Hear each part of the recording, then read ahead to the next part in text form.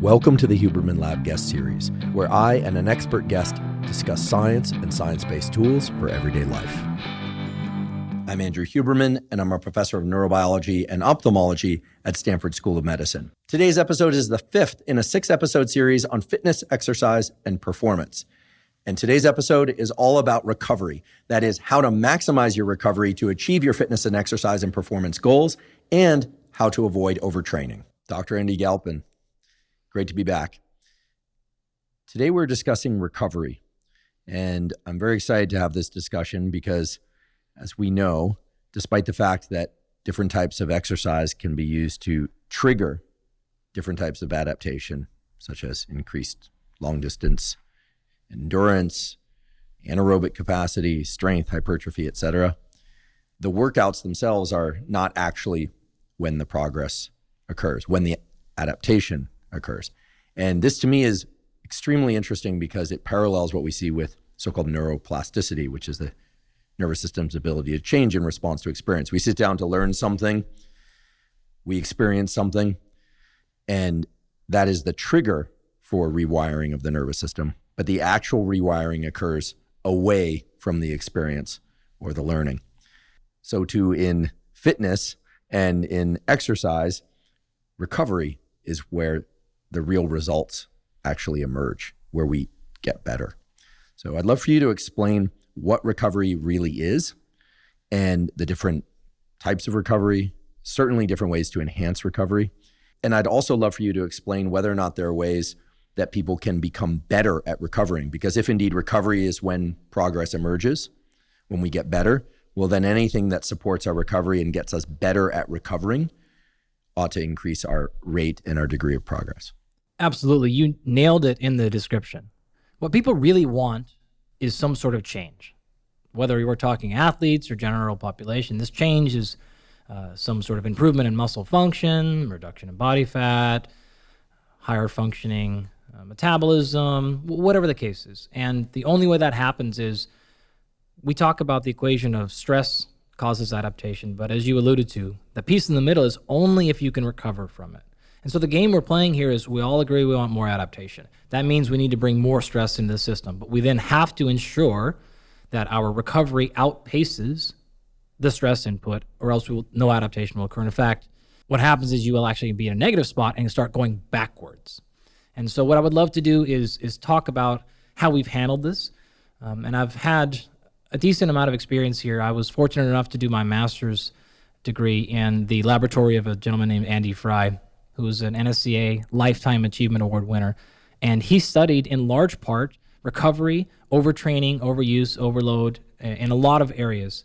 In addition, I've been fortunate enough to work with individuals from high-functioning CEOs and executives who have little time for recovery, high job stress, to athletes. Think of the example of pitchers in Major League Baseball who have to recover in a matter of 4 days so that they can pitch again at maximum velocity.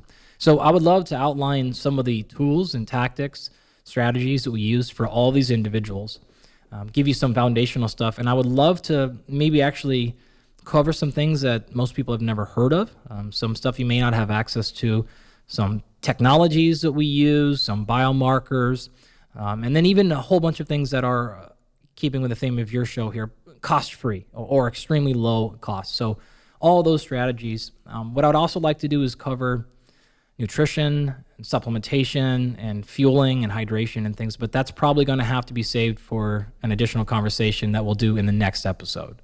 Yes, so we will absolutely hold a conversation about nutrition and supplementation where you can educate us about all the top contour stuff all the way down to the fine details.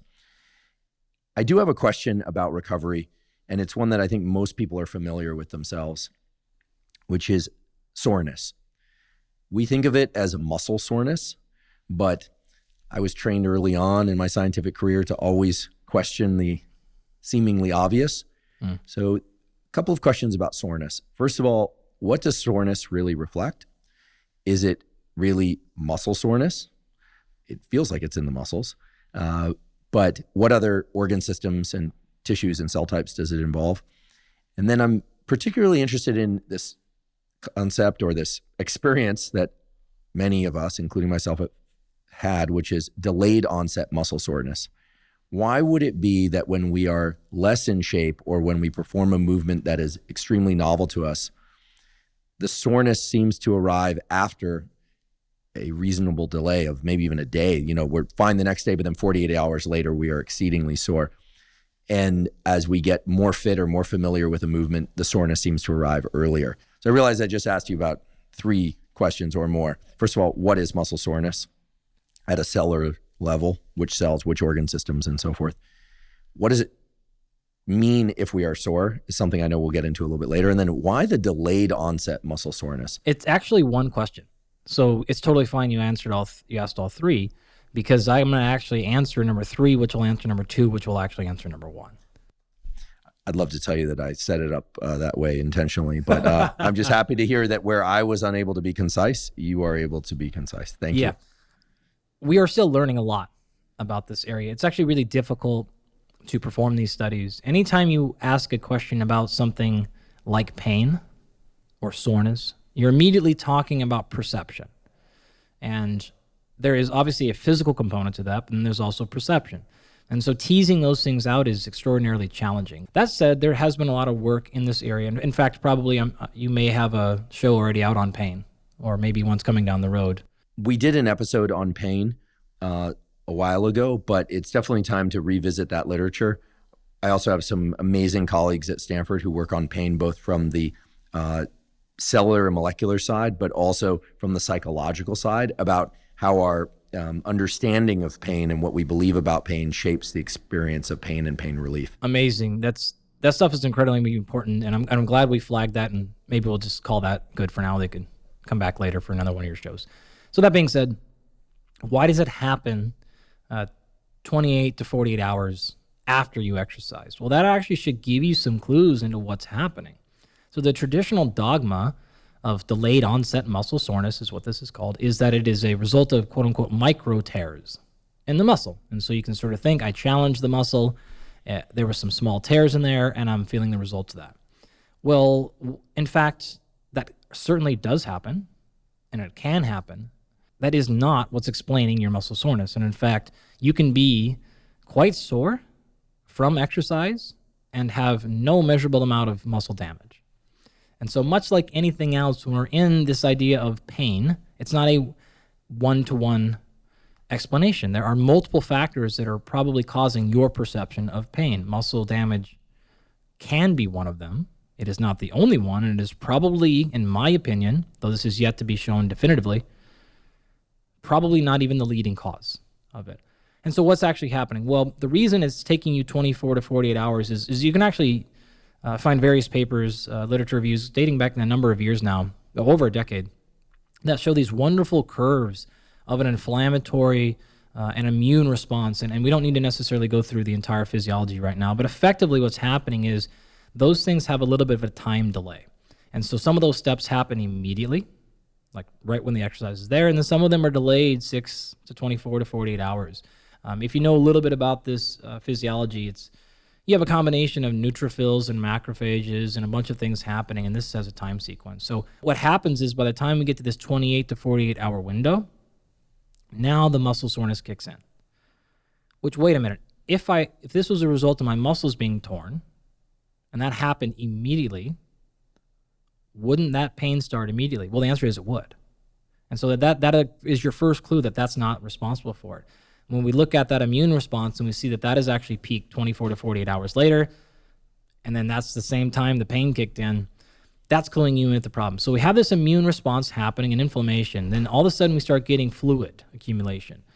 And now there are what are called nociceptors, and you're probably obviously you're very familiar with these, and these are your pain receptors. What's actually interesting is we don't necessarily know a lot of information about how many pain receptors are in muscle. They're not really in the belly. In fact, this is why I can perform my muscle biopsies and they don't really hurt. You mean in the belly of the muscle? Correct. Yeah. We do have pressure sensors though. And so if you change the volume of the tissue, you will respond to that very, very quickly. So by enhancing swelling in the actual muscle, that is immediately putting pressure on those pressure receptors, if you will.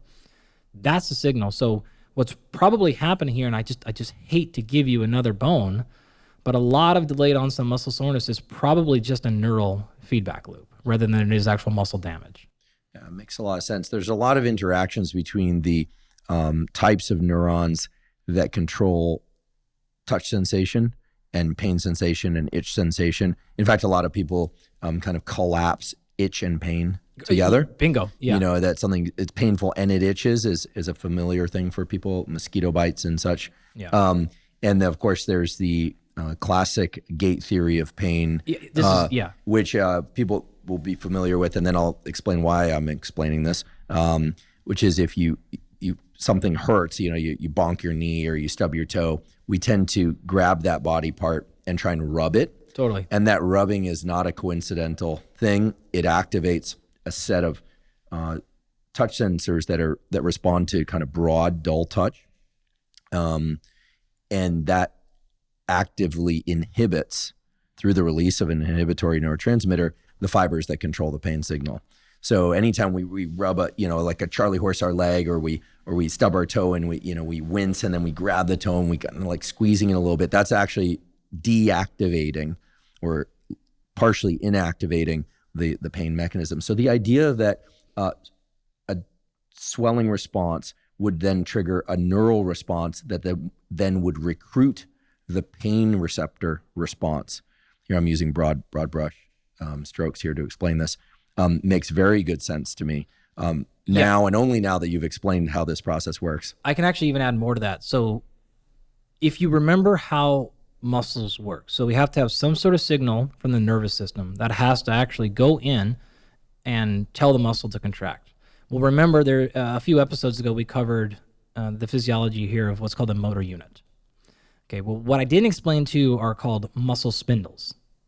And we have talked about proprioception in an episode before as well, but we never tied this picture together. So let me walk you through that really quickly, and it's going to tie this loop into a nice bow. So what happens is this motor unit is coming in from what's called an alpha motor unit, and that's going to be innervating your muscle fibers, and that's going to tell the muscle fibers to contract. Those are typically spread out throughout the all sides of the muscle, interior, exterior, all over. On the outside, though, there is another type of muscle called a muscle spindle. Now, these are non-contractile, so they don't have that actin and myosin, and they don't produce force. They are responsive, they are proprioceptive. So what that means is they sense stretch.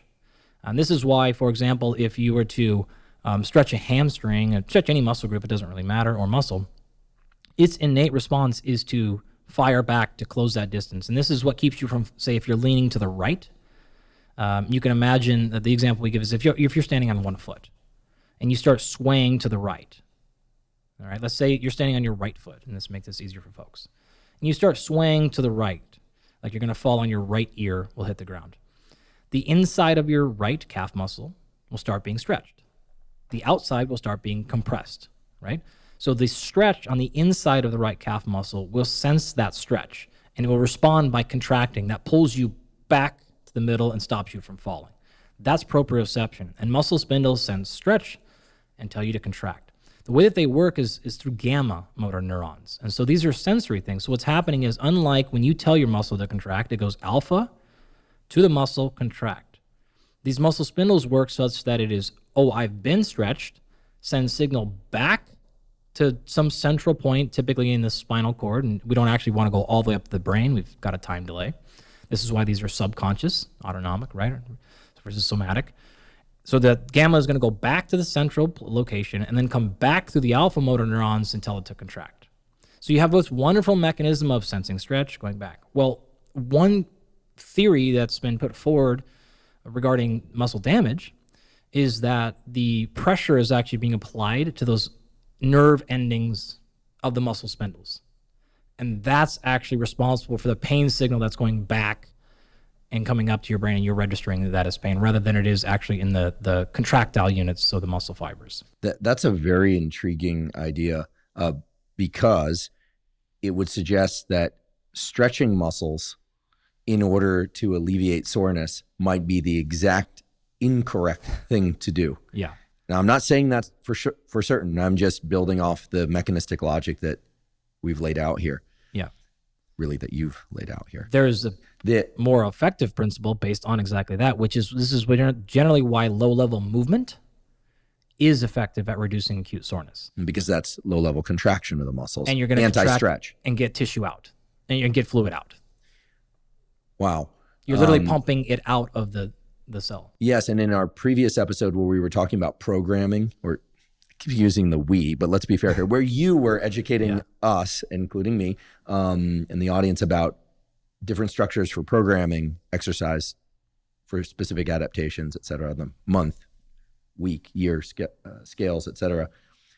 We had a brief discussion about the fact that if one trains legs very hard with resistance training, some heavy squatting or deadlifting it, and there's some soreness, that oftentimes doing some quote unquote lighter cardio or some low impact work the next day, or any number of different things that involve not high intensity contractions of the muscles, but that do require contractions of the muscles, that it can alleviate soreness more quickly than if one were to simply lie around and watch Netflix or something. Yeah, that's exactly right. The to go back just a little bit as well, if that's really the case, the question is like, well, where is this inflammatory signal coming from? And while there's much to be learned there is a little bit of information right now that suggests it's potentially coming from free radicals released from the mitochondria. Again, that may or may not hold up as more research comes. I'm not sure. But if you remember back to our conversation on endurance, so we talked about the electron transport chain and aerobic metabolism, and regardless of whether or not you're getting energy from glycolysis or carbohydrates, remember, they have to be finished through aerobic metabolism. So even if you're lifting weights and you're using carbs for your fuel, you have got to finish that metabolism by running it into the mitochondria and performing oxidative metabolism. As a result of that electron transport chain runs. So theoretically, if free radicals, which are hyperreactive oxygen species, basically they're oxygen molecules that are missing an electron so that they react to a lot of things. They're the opposite of antioxidants, by the way. This is the oxygen molecules with extra protons so they can balance the charge. If those leak out, that in and of itself is going to be a massive inflammatory signal, and that's probably what signals the cause of these neutrophils and macrophages and kicks off this entire cascade. Again, I believe we need more research there. I need to look into it. Maybe it's more definitive than I know. But that's probably what's happening, potentially what's happening, rather, that causes that cascade in signal. Also, what you have is this combination of, well, if that's the case, why am I not getting tremendous amount of muscle damage when I do more aerobic-based exercise? Well, because you don't have the mechanical tension pulling on the fibers that's actually causing damage to the cell wall that allows these free radicals to escape the mitochondria and the cell wall. So that's the best we can postulate at this moment as to why those things are happening. And then why, again, low-level exercise tends to enhance even things like percussion. So using either instruments that put a low level of vibration into your leg, or like pneumatic boots, so you massage, all these things are generally probably helping because they're moving that stuff out, edema most specifically. So pressure comes off of those nerve endings in the muscle spindles and allows you to stop receiving that signal of pain despite the fact that you didn't actually regenerate tissue at all yet. Fascinating. And I think that beautifully frames where we're headed next, which is to talk about all the different modes of recovery and how to accelerate them, and perhaps even how to combine different forms of recovery in order to become better at recovering, and in doing so, make faster progress with fitness. Before we begin, I'd like to emphasize that this podcast is separate from my teaching and research roles at Stanford. It is also separate from Dr. Andy Galpin's teaching and research roles at Cal State Fullerton. It is, however, part of our desire and effort to bring zero cost to consumer information about science and science-related tools to the general public. In keeping with that theme, we'd like to thank the sponsors of today's podcast. Our first sponsor is Momentous. Momentous makes supplements of the absolute highest quality. The Huberman Lab podcast is proud to be partnering with Momentous for several important reasons. First of all, as I mentioned, their supplements are of extremely high quality. Second of all, their supplements are generally in single ingredient formulations. If you're going to develop a supplementation protocol, you're going to want to focus mainly on using single ingredient formulations. With single ingredient formulations, you can devise the most logical and effective and cost-effective supplementation regimen for your goals. In addition, Momentous supplements ship internationally. And this is, of course, important because we realize that many of the Huberman Lab podcast listeners reside outside the United States. If you'd like to try the various supplements mentioned on the Huberman Lab podcast, in particular supplements for hormone health, for sleep optimization, for focus, as well as a number of other things, including exercise recovery, you can go to Live Momentous, spelled O-U-S, so that's livemomentous.com/Huberman. Today's episode is also brought to us by Element. Element is an electrolyte drink that contains the exact ratios of the electrolytes sodium, magnesium, and potassium to optimize cellular functioning for mental and physical performance. Most people realize that hydration is key. We need to ingest enough fluids in order to feel our best and perform our best. But what most people do not realize is that the proper functioning of our cells and nerve cells, neurons in particular, requires that sodium, magnesium, and potassium be present in the correct ratios. Now, of course, people with prehypertension and hypertension need to be careful about their sodium intake. But what a lot of people don't realize is that if you drink caffeine, if you exercise, and in particular, if you're following a very clean diet, that is not a lot of processed foods, which of course is a good thing, chances are you're not getting enough sodium, potassium, and magnesium to optimize mental and physical performance. Element contains a science-backed ratio of 1,000 milligrams, that's 1 gram of sodium, 200 milligrams of potassium, and 60 milligrams of magnesium, and no sugar. If you'd like to try Element, you can go to DrinkElement, that's lmnt.com/Huberman, to get a free Element sample pack with your purchase. Again, that's DrinkElement, lmnt.com/Huberman, to claim a free sample pack. Today's episode is also brought to us by 8 Sleep. 8 Sleep makes smart mattress covers with cooling, heating, and sleep tracking capacity. I've been using an 8 Sleep mattress cover for about the last 8 months, and it has completely transformed my sleep. I'm sleeping about the same amount, but I'm sleeping far deeper, and I'm now getting the proper ratios of so-called rapid eye movement or REM sleep and slow wave sleep, and waking up feeling far more recovered mentally and physically. The underlying mechanism for all that is very straightforward. I've talked many times before on this podcast and elsewhere about the critical relationship between sleep and body temperature. That is, in order to fall asleep at night, your body needs to drop by about 1 to 3 degrees in terms of core body temperature, and waking up involves a 1 to 3 degree increase in core body temperature. With 8 Sleep mattress covers, you can adjust the temperature of your sleeping environment to be one temperature at the start of the night, a different temperature the middle of the night, and a different temperature as you approach morning, each of which can place you into the optimal stages of sleep and have you waking up feeling more refreshed than ever. If you'd like to try 8 Sleep, you can go to 8sleep.com/Huberman and check out their Pod 3 cover and save $150 at checkout. 8 Sleep currently ships in the USA, Canada, United Kingdom, select countries in the EU, and Australia.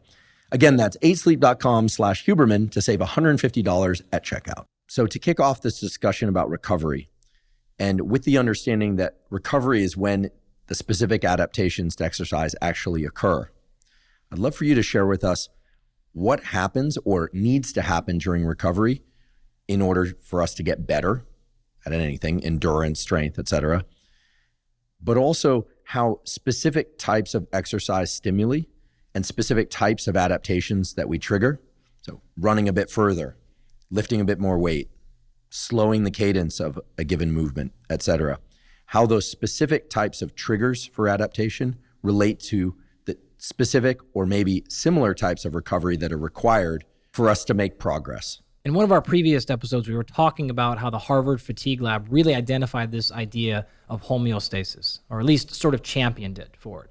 And that's important because in all levels, physiology wants to return to homeostasis. So what happens in terms of adaptation is you've challenged it to a level that it realizes if it does not make a change, it will not be able to get back to the same level of homeostasis.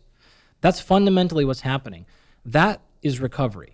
That process of taking an insult, being temporarily reduced in functionality, causing a change so that now we come back and get what we often call in sport performance, super compensation. All that really is doing, though, is bringing you to a new level of homeostasis. Effectively, it is understanding if that same insult comes again, I need to be able to make sure that that doesn't cause the same level of disruption. And so we raise the bar, whether this is enhancing our ability to take the same level of mechanical tension on the muscle and not result in microdamage, whether this is being able to take the same reduction in energy and not have that compromise sleep or anything. It's really fundamentally changing so that we can have a new level of homeostasis, because it's predicting that same insult is going to come again down the road. I wanted to clarify for people that when Dr. Galpin says insult, while he may actually insult me, insult is the nerd speak terminology for some sort of damage inflicted to a tissue or system. So he's speaking about the insult to the muscle or insult to the neuromuscular connection created by adding more weight to the bar, running a further distance, running a bit faster or pedaling faster. That creates a micro insult or an insult. And now, because everyone is familiar with psychological and verbal insults, you'll never forget that biological concept. It's important we tag another thing here, which is called hormesis. It's one of my favorite phenomenon, and it effectively means this, that there is a dosage or toxicity response to almost everything. And if you think about this in the context of, say, drugs, what this means is if I gave you 10 milligrams of something, that it would be okay. But if I gave you 20, it'd be a problem. And eventually, if I go up and give you enough, this thing turns toxic. This is a case of everything from cyanide, where it can actually be in small dosages in nature. In fact, it's in many of the fruits that you eat, but it's at a dosage that it doesn't matter. If that dosage gets higher, though, that actually can cause problems, and if it is high enough, it can actually kill you instantaneously. The back end of that, though, is because you introduce this micro insult, as you framed it for me perfectly, your body will then adapt to it. And that's really what's happening with exercise adaptation. It is a hormetic stressor. And why that's important is if you look at the immediate responses to exercise, you see an extremely large increase in inflammation. You see oxidative stress. You see a whole cascade of autophagy. Like all these problems, quote unquote, happen. And it's what's actually quite funny here is, as a part of my PhD, the academic portion, I had to go through the medical side of the school. And so my physiology class was in med school. So I'm the only non-medical doctor in that class, right? I'm a PhD. So I leave my lab, I walk across campus, and I take physiology class with these folks. And I died the whole time internally because every time we would cover a new area, it was basically the exact same value or number in a medical setting is like, oh my gosh, they're going to die. And in a performance setting is like, this person's in fantastic shape. It's like, I've never, it still amuses me to this day, obviously, because it's just simple things like total blood volume, right? And you cover like, okay, if you have a patient come in, their blood volume is 6 liters, immediately get them on a diuretic of some sort because they're going to have a heart attack as blood pressure gets up right now. I'm immediately thinking, damn, 6 liters, that person is super fit. Because that is actually a positive adaptation to training. It's one of the most important, if not the most important adaptation to endurance training is enhanced total blood volume. So you'll store more blood in your body when you're more fit than you are less fit. So I mean, I could go on. All these things, sodium concentrations, potassium concentrations, are like, you look at these things on paper and you don't know if that person's about to die because they're 65 years old and out of shape, or if that person's going to break a world record in the marathon.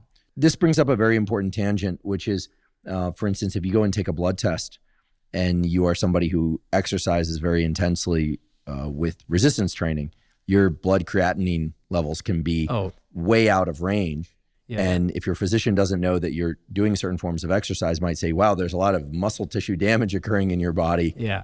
As you mentioned before, your total blood volume is dangerously high, when in fact you are far healthier and indeed much fitter than the person whose numbers would be in range. That said, obviously there are limits to these statements whereby you would want to be cautious and take action to ameliorate a very elevated blood creatinine level or something of that sort. But the point you're bringing up is also one about the field of medicine, which is that many, not all, but many physicians don't take into consideration the outside activities that people are doing. And so it becomes a kind of plug and play type way of looking at blood charts. Yeah, we've done many thousand athletes' blood chemistry, and we don't use, first of all, we never look at disease stuff. That's not what we do. We take people that are healthy and try to optimize performance. And blood chemistry is one of the best tools. If you really understand what you're doing there, you can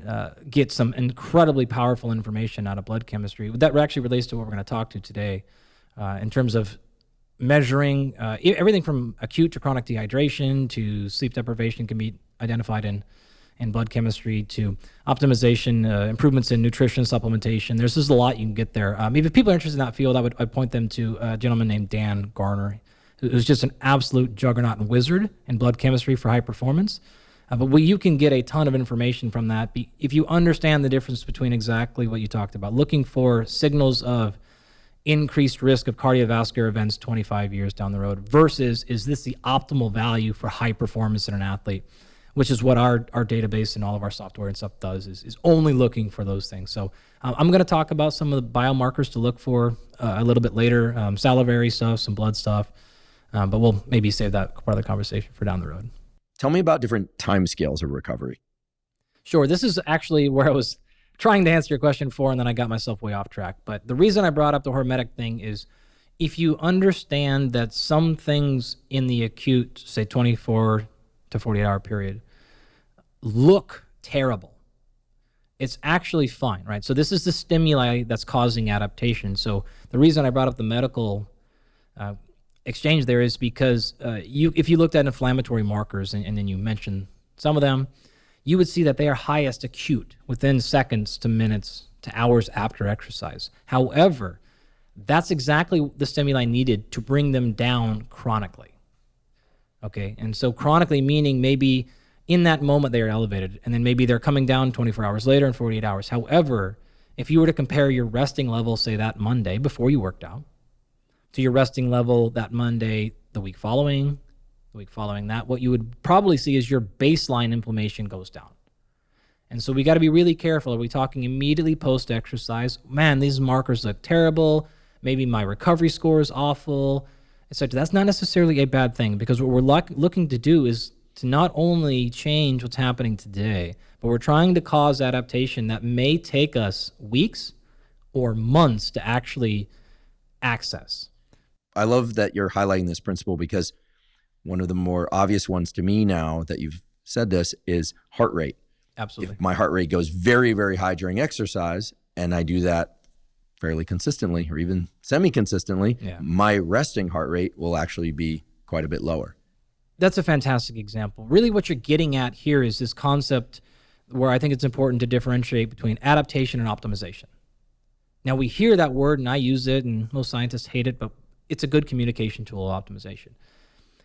If you're optimizing for the current moment, you're almost surely compromising delayed adaptation, right? If I were to say, do the thing right now that makes you feel the absolute best in the world, and you're like, great, you took a nap and you ate a donut, like, awesome, you feel amazing. But you know it's causing long-term issues. The same can be said on the back end. If you're never choosing things that make you better right now, you're never actually going to see any adaptation. So what we're really doing with this recovery conversation is playing this game of balancing immediate gratification with delayed gratification. And how do we identify how much to do now versus not?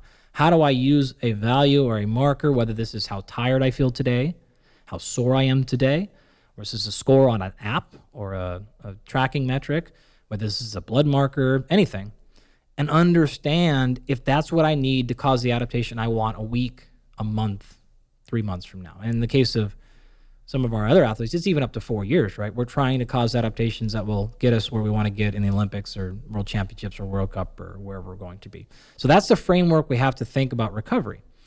We maybe falsely think about it as I need to maximize my recovery today.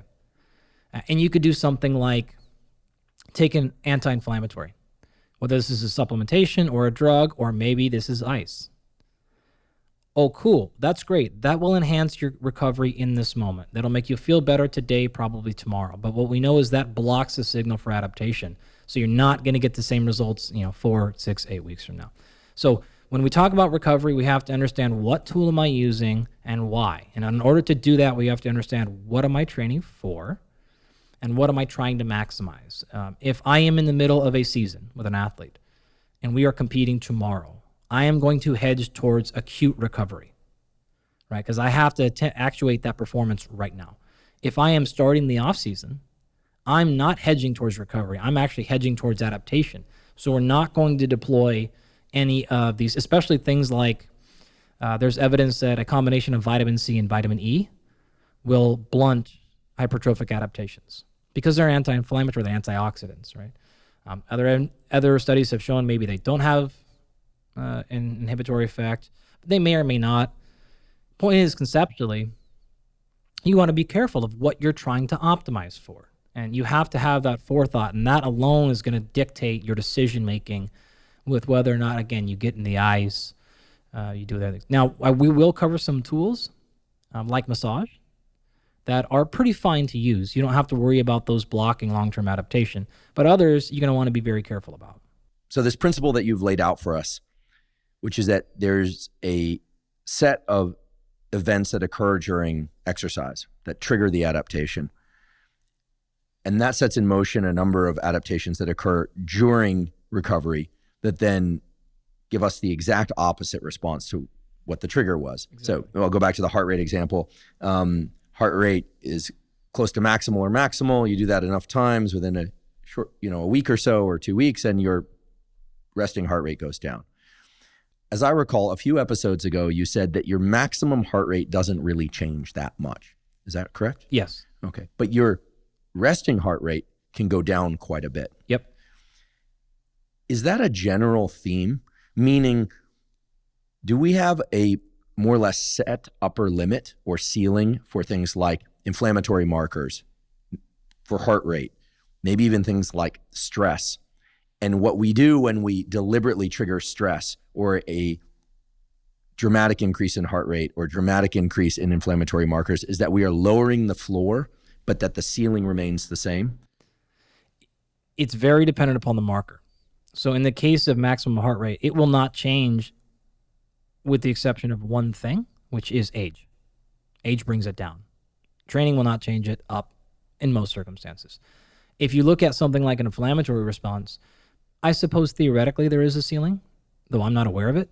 I can tell you right now, looking at blood markers, things like creatine kinase. So remember the conversation about metabolism and that we use phosphocreatine as one of our primary fuel sources for explosive exercise. Well, if we're using phosphocreatine, this creatine kinase, and remember kinase are enzymes that function to break things down for the most part. So creatine kinase is the enzyme you use to break down creatine. Well, when you do that a lot, then that creatine kinase gets out of muscle and seeps into the blood. Myoglobin is actually another fantastic marker, by the way. Myoglobin is, if you think about hemoglobin being in blood, is the molecule that carries oxygen around. When it's in the muscle tissue, then it's myoglobin, myo meaning muscle, and it's the same globulin thing. So there's a bunch of markers you can look at muscle breakdown, and one of the things that you can see is a creatine kinase level that's elevated after, say, one bout of exercise, and it might be up, 5 or 6 fold.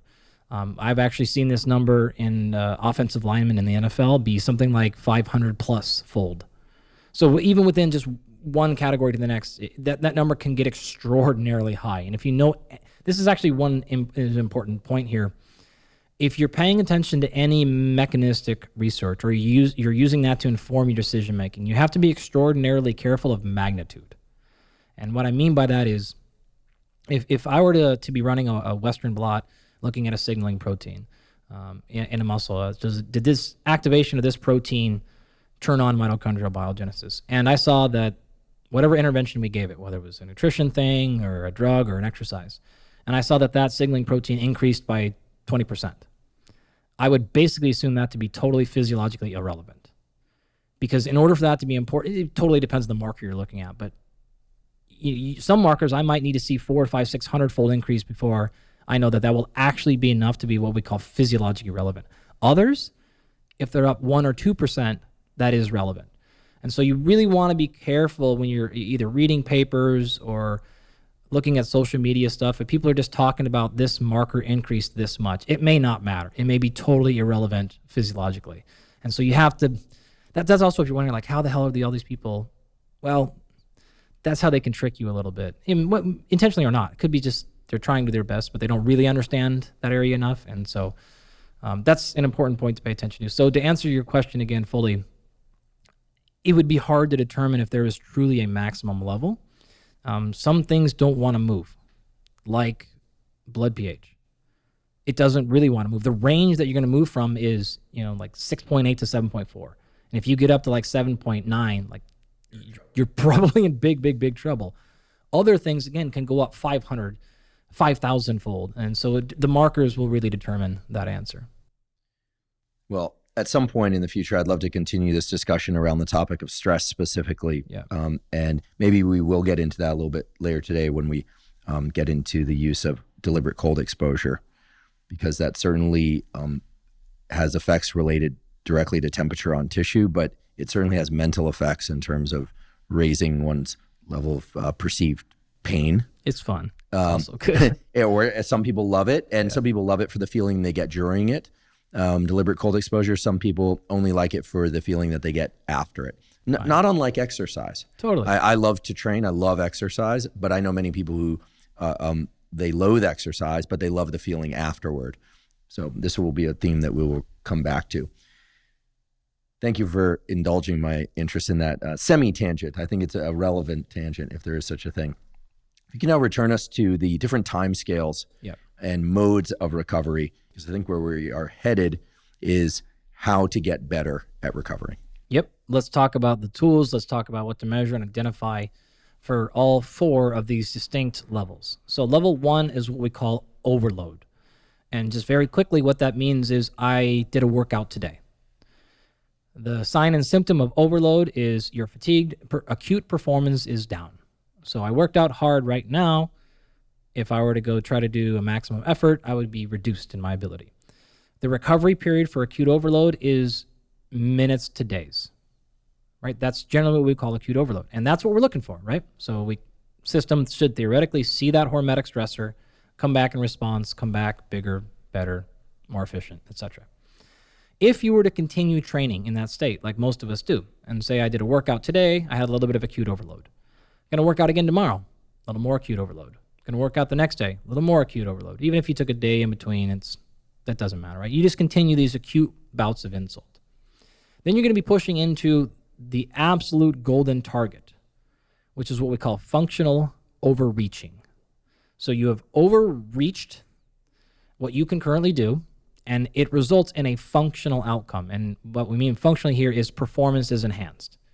And again, performance being whatever you deem it to be. You're stronger, you've enhanced muscle size, your mitochondria has improved, whatever the thing is. It's not just a physical performance thing, right? Amazing. Recovery time for functional overreaching is typically a few days to maybe even a week or so. And so typically what we see happen is prior to a competition, individuals will do what we call a taper, which is a reduced training volume for some short period of time. And the reason they do that is to, again, actualize is the phrase we use here, the adaptations. And so you worked hard for 6 weeks, and theoretically the workouts you did 3, 4, 5, 6 weeks ago, once you allow the system to recover, will be actualized, which means your performance will be enhanced here. So functional overreaching is the golden target. Okay, if you were to be at the point of functional overreaching and you continue to train, so it intensified, whether this is through intensity, this is through volume, or really, as you said earlier, you had something holding back your recovery. It doesn't really matter, right? It's sort of 2 sides of the same coin. Then you would move into what we call non-functional overreaching. So you've overreached again, but now it is non-functional, as in you did not see a positive benefit once recovery allowed. This typically means you have weeks. It takes weeks to come back from, and you basically just get back to baseline. And this is where a lot of folks are who end up in this vicious cycle. And so you're like, man, I'm not getting the results I want. I'm going to train harder. I'm not getting the results I want. I'm going to train harder and harder. But because recovery isn't improved, you just end up in the same spot. So then you train more, and you end up in the same spot, and you end up then just either blowing up or quitting, and you're not getting where you want. If you were to continue past that point, you may actually be into what we actually call overtraining. And that typically is considered to be overtrained if it takes months to recover from. So most people think they're overtrained, are really not. You're just probably non-functionally overreached. And again, the classic distinction is if you took 3 or 4 days off and you felt better, you weren't probably quote unquote overtrained.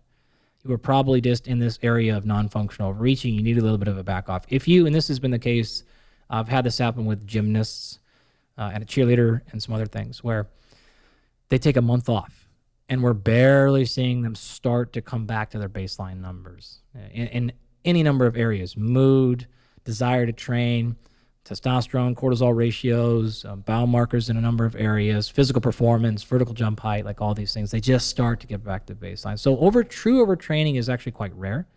Non-functional overreaching is much more common, and it is a shorter time frame scale. So when we talk about recovery, those are the 4 pieces that we're really thinking about.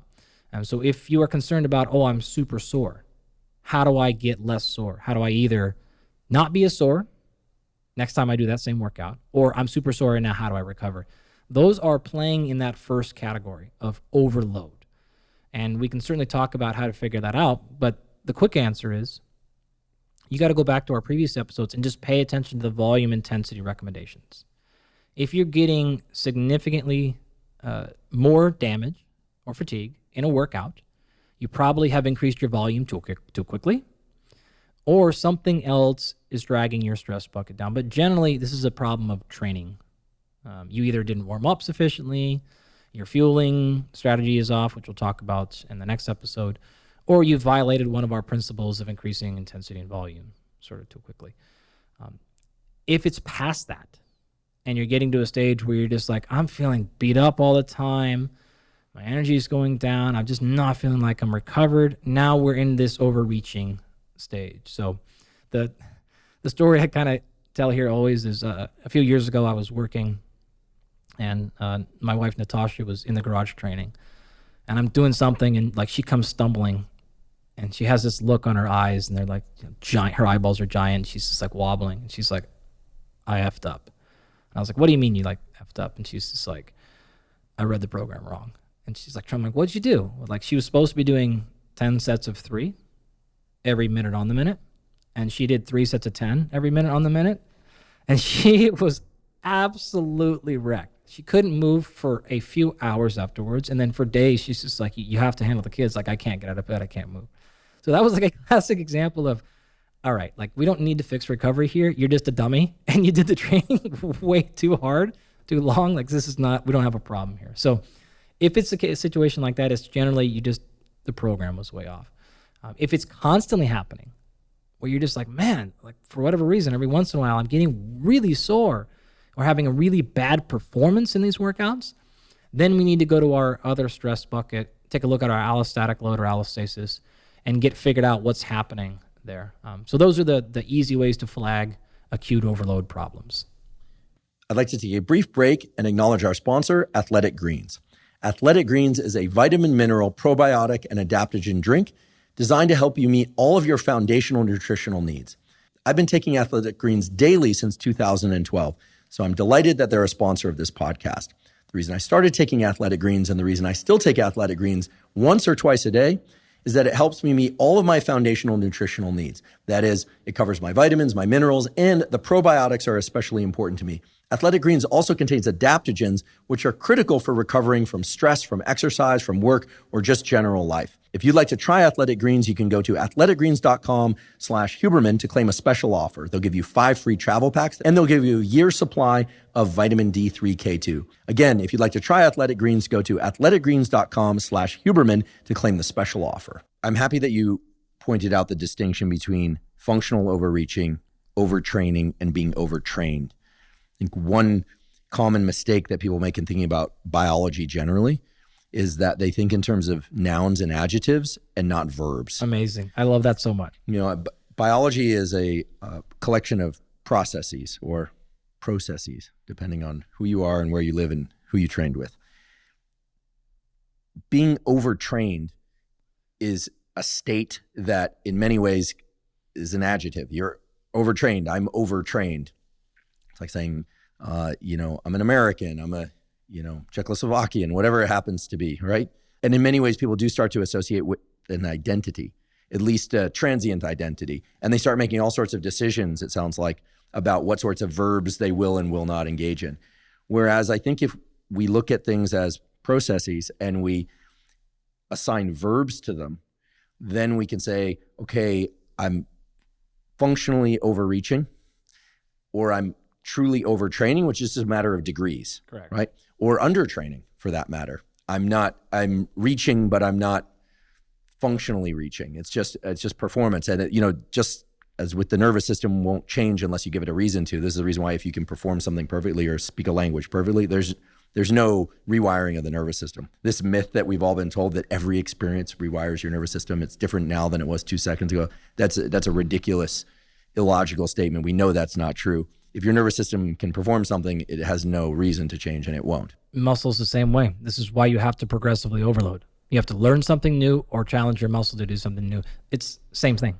So in the example that you gave with your wife doing this workout that turned out to be far more strenuous, she had functionally overreached. In some sense, she might have been overtraining or heading in the direction of overtraining, but the mistake would be to assume that she was overtrained, right? As a kind of, it almost becomes a bit of a state or a character assignment as opposed to a verb. And in any case, there's no perfect way to describe this. We're talking about nouns and adjectives, and we're also talking about verbs, but I think the verbs are really anchored down in processes and things that we do, actions that we can take. And so if I may, I'd like to just highlight this idea of shifting one's thinking towards verb actions rather than labels on the state that we happen to be in or the person that we happen to be, right? Sometimes it even does become kind of characterological in the way that people describe it. And so I have to believe that there is something called overtraining, that overtraining is real, in other words, but that we don't ever really know if we're overtrained. You nailed it. There's no, it's not like a red flag, shoots up out of your shoulder and it's like, I'm overtrained. It's, so in doing so, I hope that we can start thinking about some of the verbs, the actions that we can all take in order to ensure that we stimulate progressive overload one way or another. And at the same time, that we don't fall into these bins of character assignment where suddenly we decide that we need to do X, like take a month off or something like that. Because I'm beginning to realize from our discussion that that's exactly the wrong way to go. Those are fantastic points. I want to make sure it is clear that there is no clinical diagnoses for overtraining. There are no standards. There's no test or a blood panel you can pull that would actually identify you in that state. So your distinction here, Andrew, of these are verbs and rather than nouns is so wonderful because that is exactly the case. The only way we could really come retroactively diagnose one with overtraining is if, again, you did weeks of recovery and you only got back to baseline. So we can't do it in the moment. I can't take a single test. There's no subjective marker or anything that says you are overtrained. It is simply you are probably overtraining, and we need to reverse that quickly. Or in the case of the step before, you are probably non-functionally overreaching, and if you continue to do this, you will probably enter into a stage where you're overtraining, and we need to come back. So that's an important thing to let people know is there's no one thing we can actually point to that says you are here. You are not a noun. This is a verb. So what are some tools that we can use to enhance our recovery? Yep, let's start off with that acute overload phase. So in other words, I just did a workout and I'm feeling awful, or I just did one 2 days ago and I'm super sore. How do I get rid of that right now? Well, there's a couple of things you can do immediately after your workout, and then others that are maybe more actionable a day later or 2 days later. And we'll just cover a handful of them. We'll do some nutrition and hydration and supplementation in the next episode. I'm going to cover everything else not in that category right now.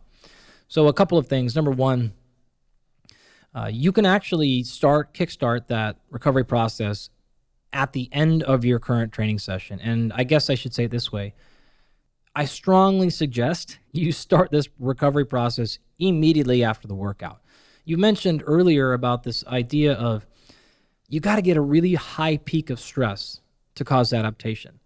But I actually didn't explain that correctly, because what has to happen is you need that extremely high peak, but then you have to be met with an extremely sharp recovery back down. And so, you've talked about this before in some of your neuroplasticity stuff, and in terms of what has to happen that caused the insult, and then you immediately need to be able to recover to make sure that causes changes in the brain. Same thing happens here. So we need a really sharp and high inflammatory response, and then if you do not meet it with an immediate recovery period, the signal won't be there to maximize your results. So what's that mean? You can actually do a couple of things. Number one is actually listening to slow-paced music. There's evidence to suggest fast-paced music may slow down your recovery, and slow pace would actually enhance it. So if you just change from, your maximum, get you up and get going music during the workout to a slower, lower cadence, that will help you kickstart the idea. Of a similar note, you can also use what we call down-regulation breathing.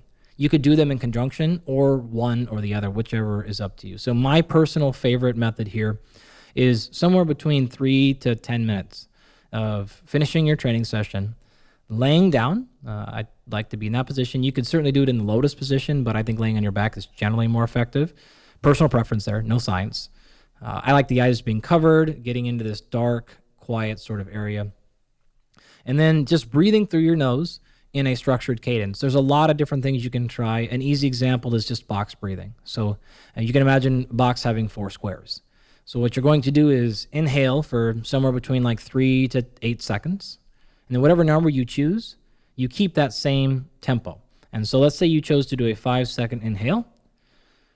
That's going to take you up vertically. And then horizontally for your box is a 5-second hold. And then a 5-second exhale. And then a 5-second hold. And you just need to repeat that for the time domain. I typically, honestly, don't use a timer. You'll actually notice a lot of people will fall asleep or get really close to falling asleep in this period. You could do a triangle version of that where you do an inhale, hold, exhale, and then go right back into your inhale. Or there's a bunch of different tricks you can try here. You need to play around and see what actually works best for you. 10 minutes is probably better, but if you can just at least give me 3, that'll work. If you're really, really resistant, you can actually do that just in the shower. And so if you're going to finish your workout, get in the shower. Again, just close your eyes in the shower. Give me 3 minutes of focused relaxation breathing, and that will accelerate the recovery process. I love it, and I particularly love it because my laboratory works on stress and respiration, aka breathing, and the interactions between the two. And I'll just mention a result that was just accepted for publication, so it should be out by the time this episode airs. Thank you. This is the beautiful work of not me directly, although it took place in my lab, but as we know, it's the students and postdocs who really do the heavy lifting of Dr. Melise Balbon in my lab.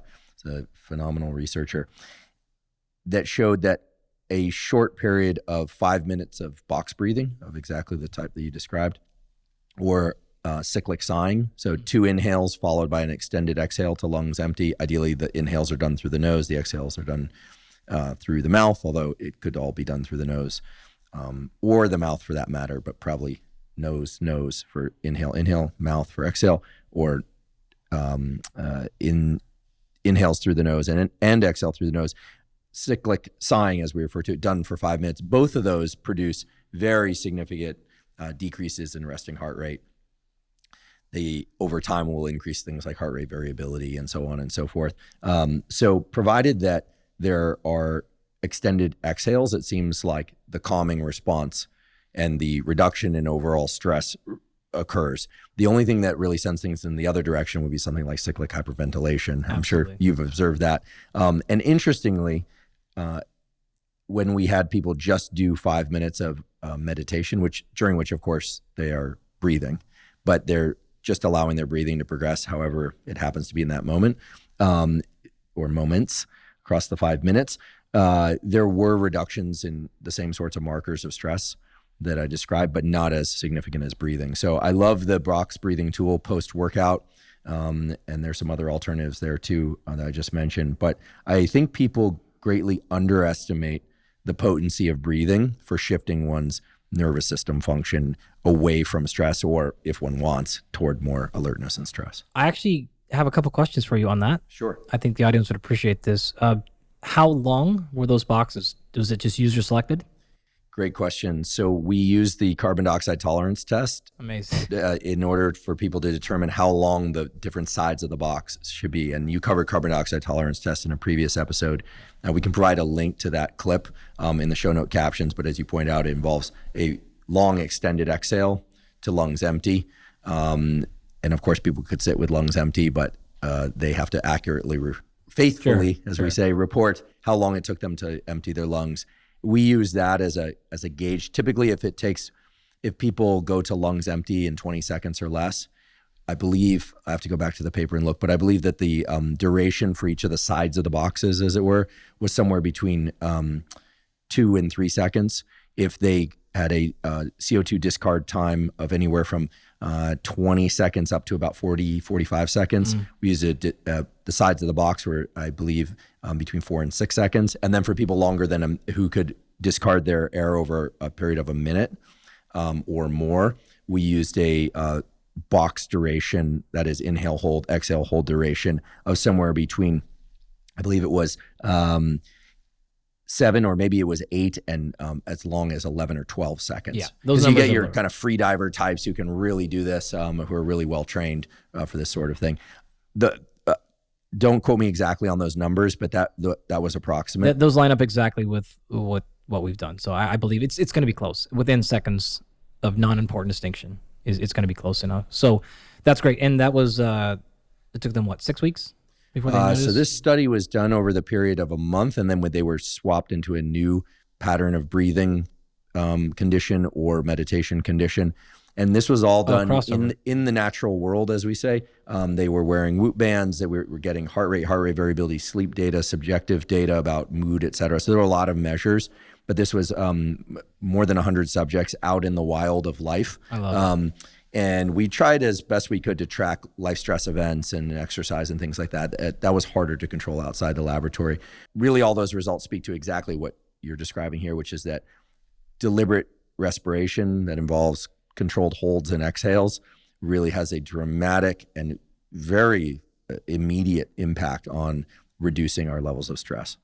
That's wonderful. I'm not surprised at all with your findings. And what's really interesting about that is you mentioned how the exhalation portion is primarily responsible for the downregulation. And that's actually goes back to our previous endurance conversation, which is that in general, at rest, at non-altitude, increases in CO2 are the primary driver for ventilation. And so what that generally means is inhales are associated with an uptick in sympathetic state, and exhales are associated with a uptick of parasympathetic state.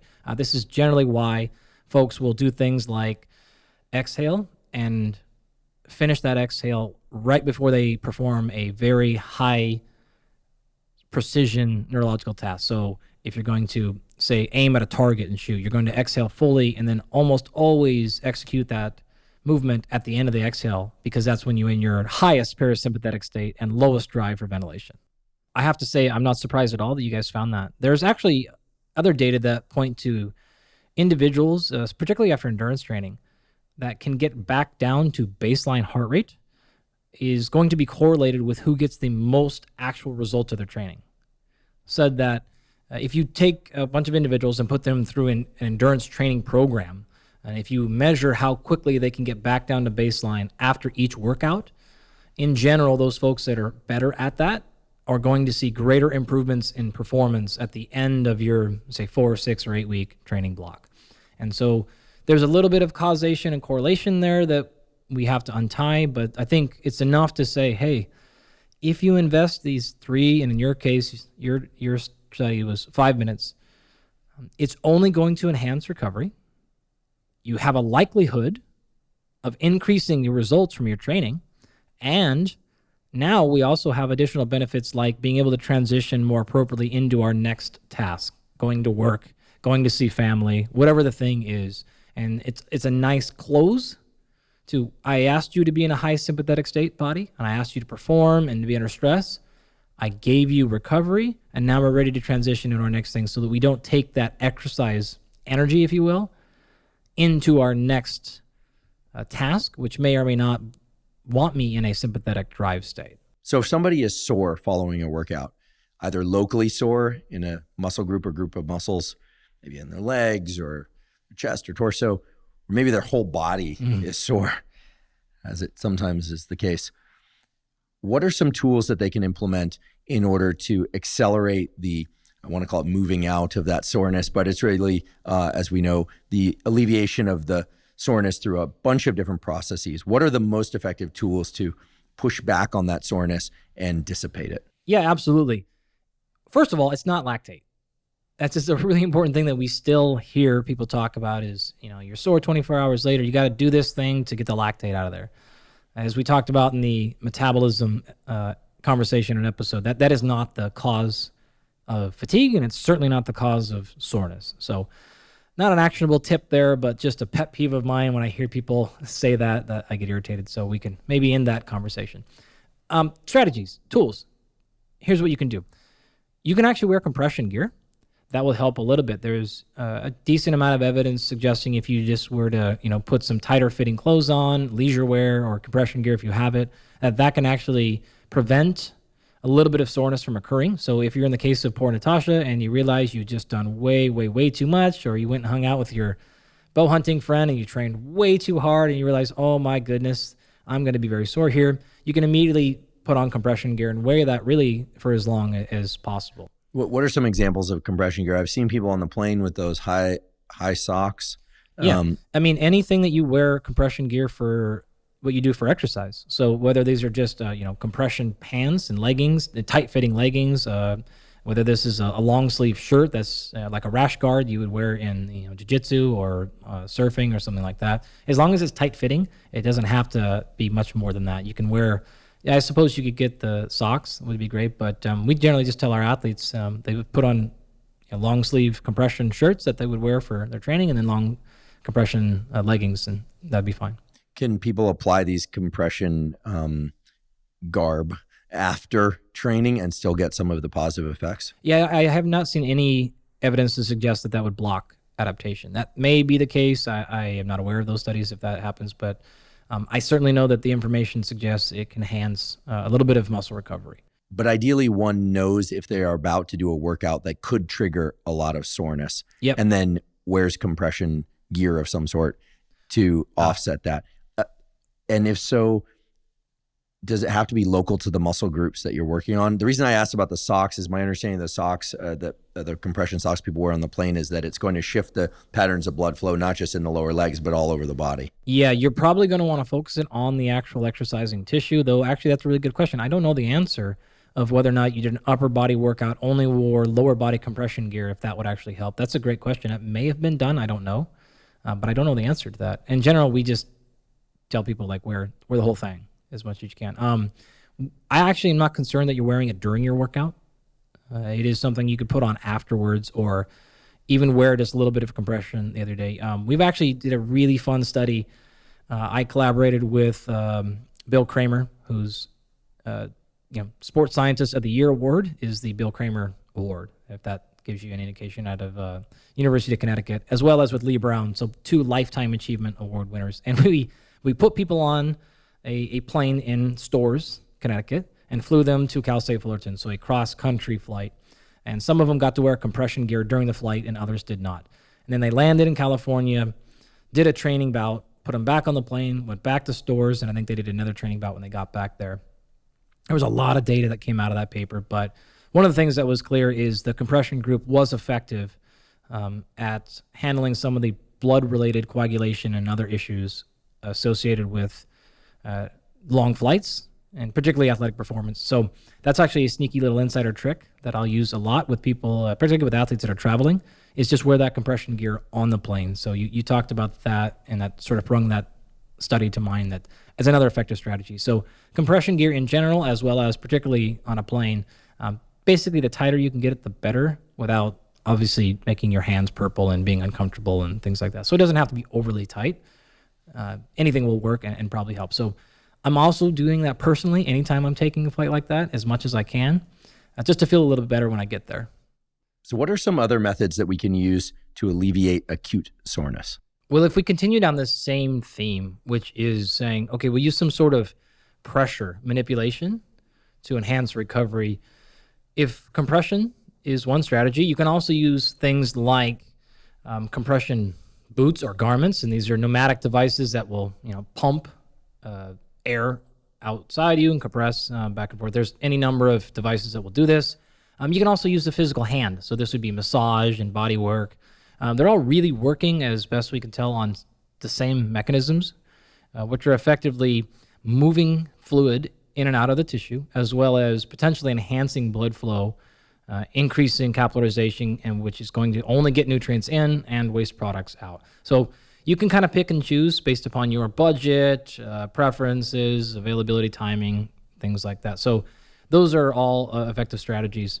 Outside of that really is the next largest category, which is now thermal. And so far in this discussion, we've mentioned cold water immersion, and I talked about in the hypertrophy section how you would not want to do that immediately post-exercise, which would be getting into cold water or an ice bath, if you're trying to grow muscle mass. Having said that, there is good evidence showing that cold water immersion specifically is effective at reducing muscle soreness. So it is a fair consideration, and it's a classic example of how there are no free passes in physiology. Nothing is always good or always bad. It's always about what are you willing to give up and versus what you're willing to get. And in the case of like cold water immersion, you may be thinking, yeah, I might blunt some of the hypertrophic adaptations. But if you're in that phase of training where you're actually trying to push more towards optimization in that moment rather than long-term adaptation, then an ice bath might be a great choice. In addition, if you fall into a scenario like Natasha did, and you realize like, I'm just so unbelievably sore, this might cost me 3 or 4 or 5 or 6 days of training, it might be worth it for you to accelerate that recovery process by a couple of days so that you don't miss so much training. So it's just it's an algorithm, it's an equation. What am I looking for?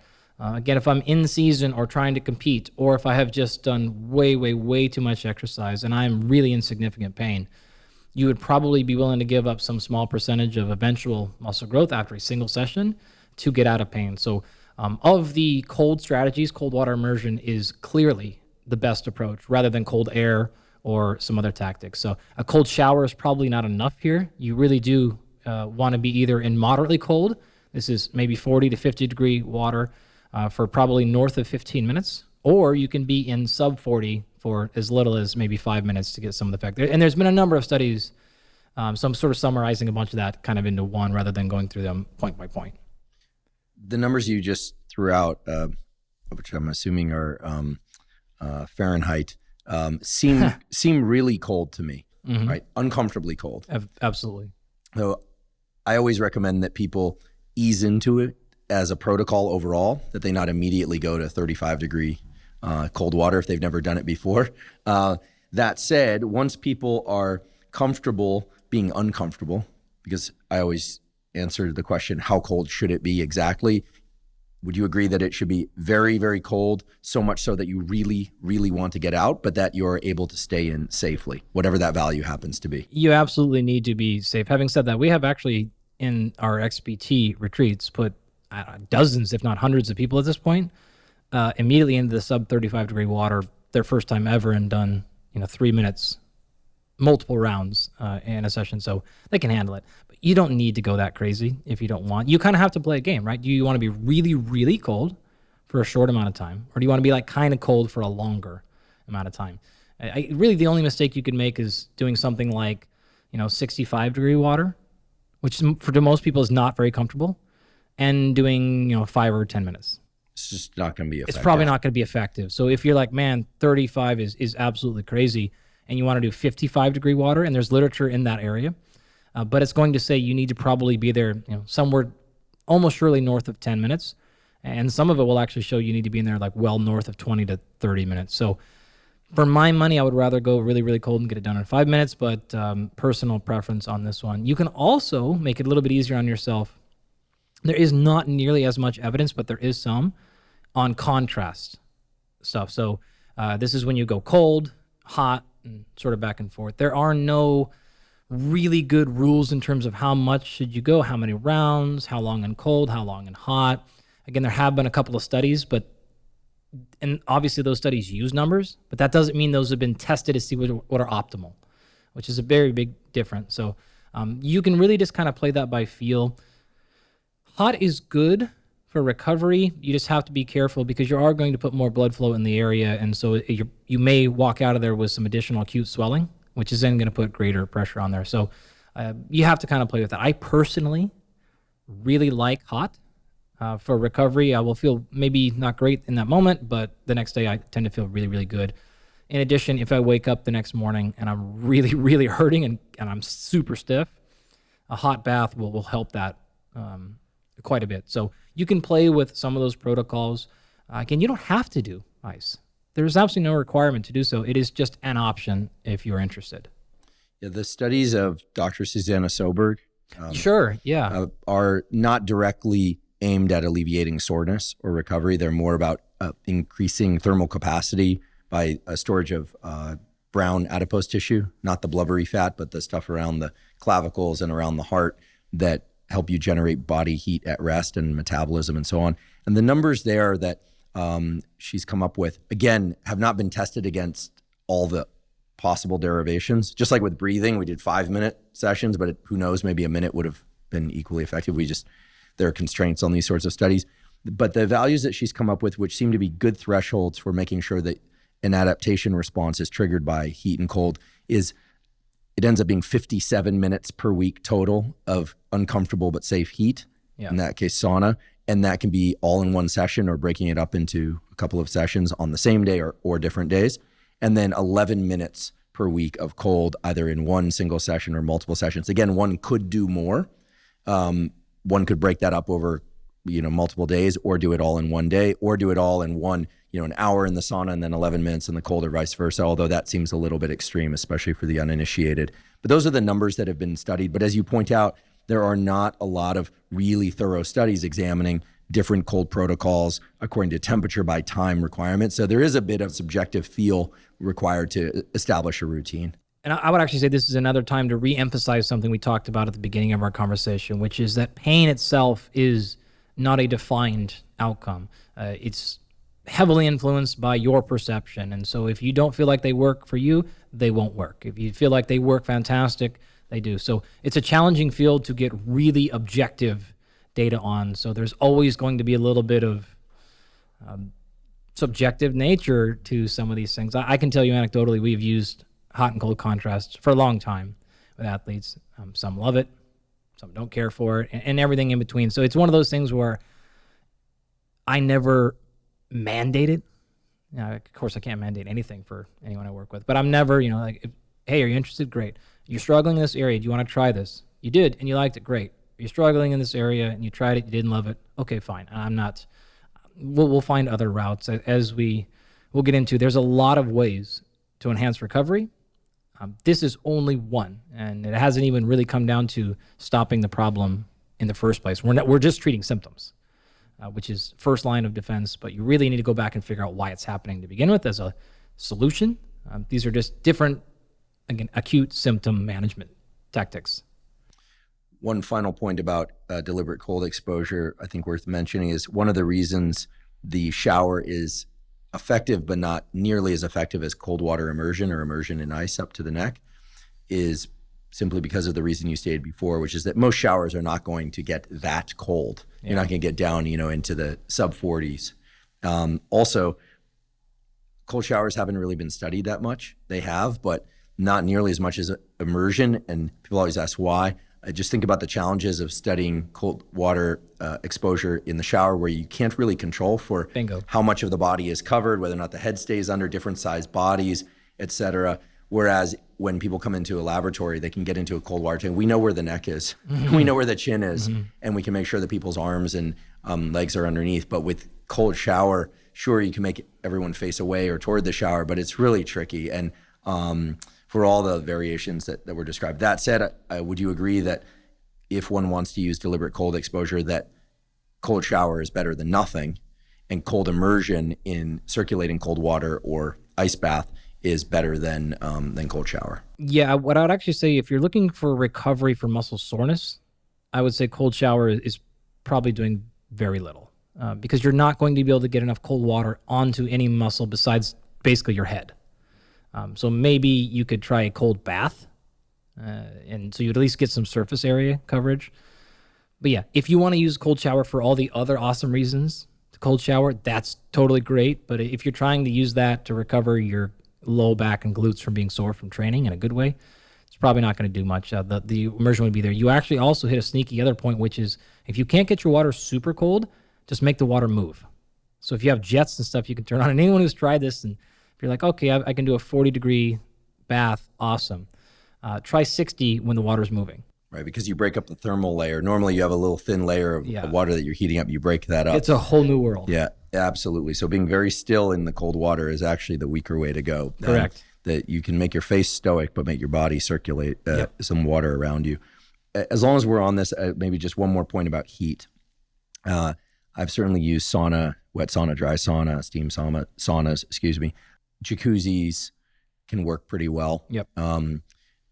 Males, if you are looking to conceive in the 60 days following following sauna or hot tub, do realize that both those approaches do severely limit the number of motile sperm, substantially so. For people that are not trying to conceive, don't think that this works reliably enough that you could use it as a form of contraception. Yeah. But for people that are trying to conceive, it really is detrimental to sperm health, right? And so for that reason, some people bring an ice pack and put it on the groin or near the groin when they go in, but which is harder to do in a hot tub than a sauna. So here we're getting into the fine points, or crude points, if you will, pun intended. But the idea is that we wouldn't want anyone to approach these techniques and compromise their other life goals inadvertently. I was not allowed anywhere near these things when we were at that stage of life. I'll just say that Natasha put an X-nay on me hanging out with Laird. So going in the sauna. Like, nope, for those reasons, she's like, you're not going in, you're not going, none of the stuff, and I just had to wait. Right, heat and sperm have a relationship, but it's not one that's positive for the sperm. I'd like to take a brief break to acknowledge our sponsor, InsideTracker. InsideTracker is a personalized nutrition platform that analyzes data from your blood and DNA to help you better understand your body and help you reach your health goals. I've long been a believer in getting regular blood work done for the simple reason that many of the factors that impact your immediate and long-term health and well-being can only be analyzed from a quality blood test. One issue with a lot of blood tests and DNA tests out there, however, is that you get information back about various levels of lipids and hormones and metabolic factors, etc., but you don't know what to do with that information. InsideTracker makes knowing what to do with all that information exceedingly easy.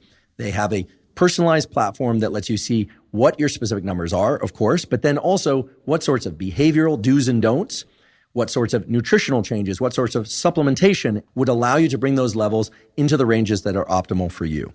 If you'd like to try InsideTracker, you can visit InsideTracker.com/Huberman to get 20% off any of InsideTracker's plans. Again, that's InsideTracker.com/Huberman to get 20% off.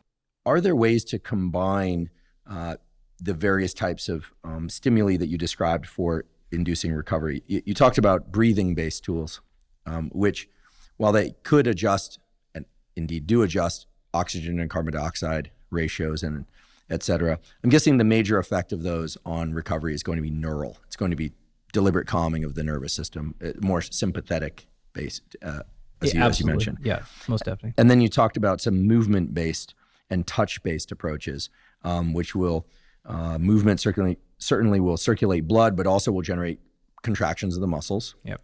Right, which maybe, if indeed, again, it's still speculation, if indeed some of the soreness is due to excessive stretch or swelling at the stretch ends of the muscles, that would make sense. So movement and touch, and then thermal. Are there ways to combine these that are more effective or maybe even synergistic?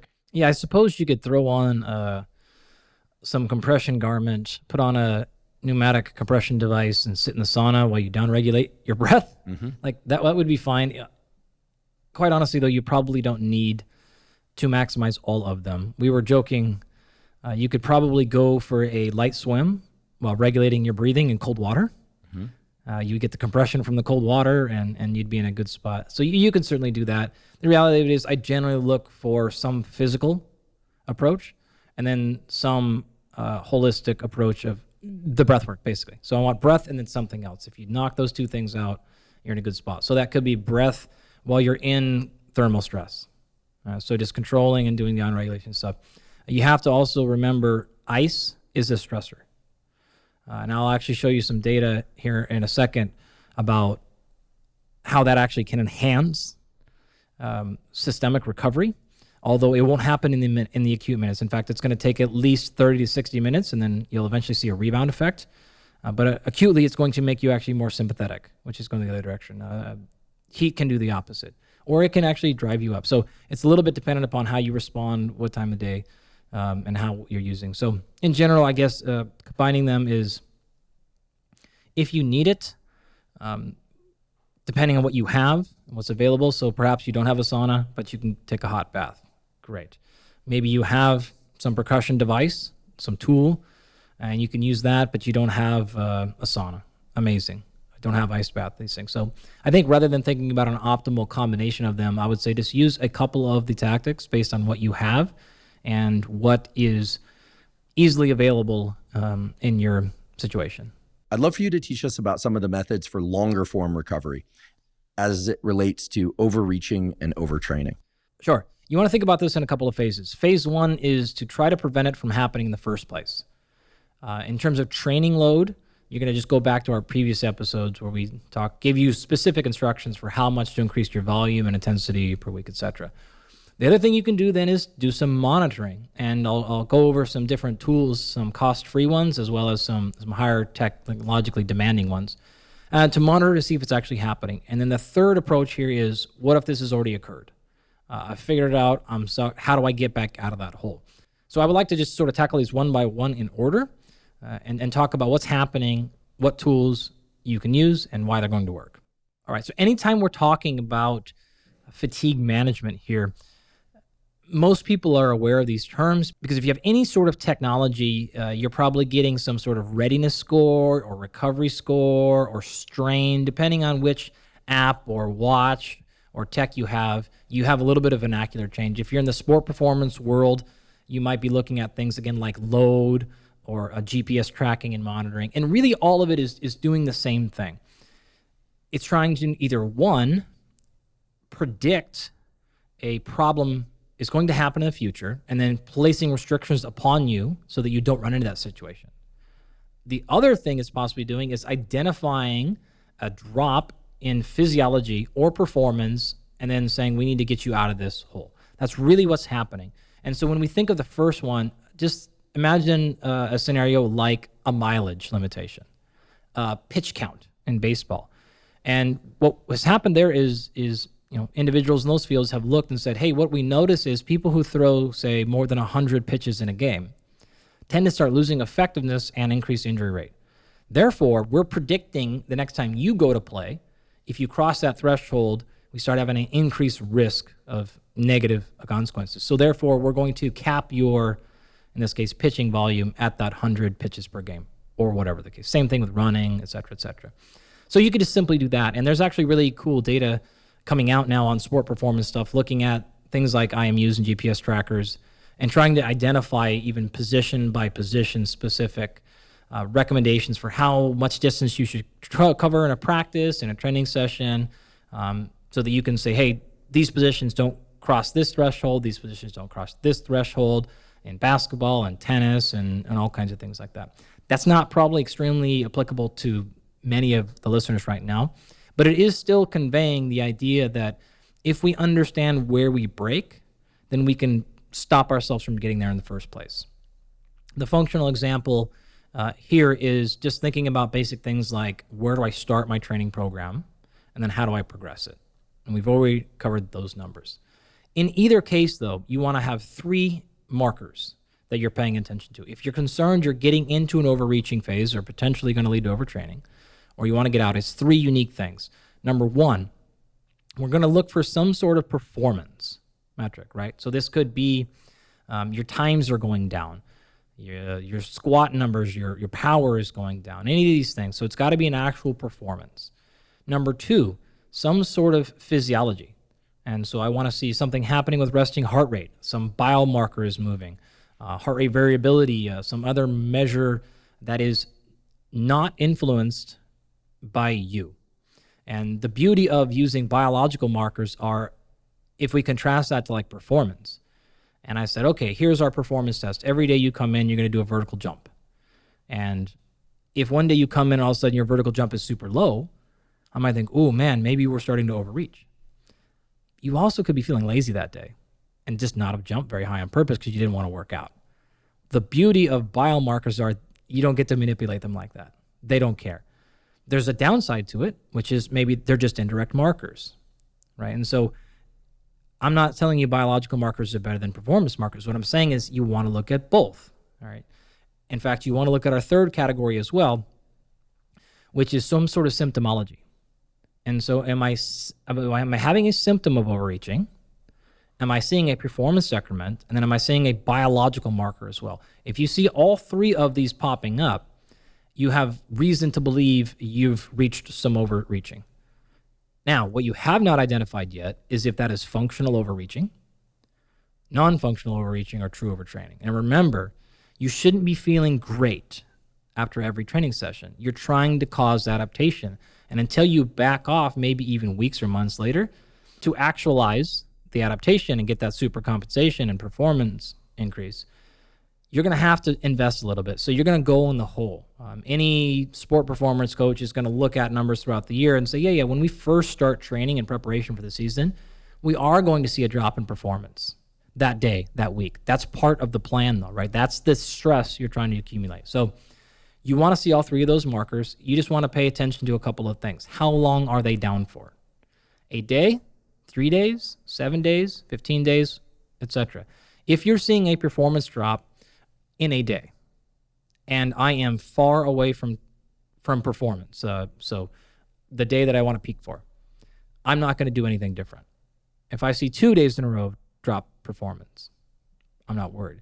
If I see more than probably, in my opinion, 5 days in a row of decrement, then I might start paying attention.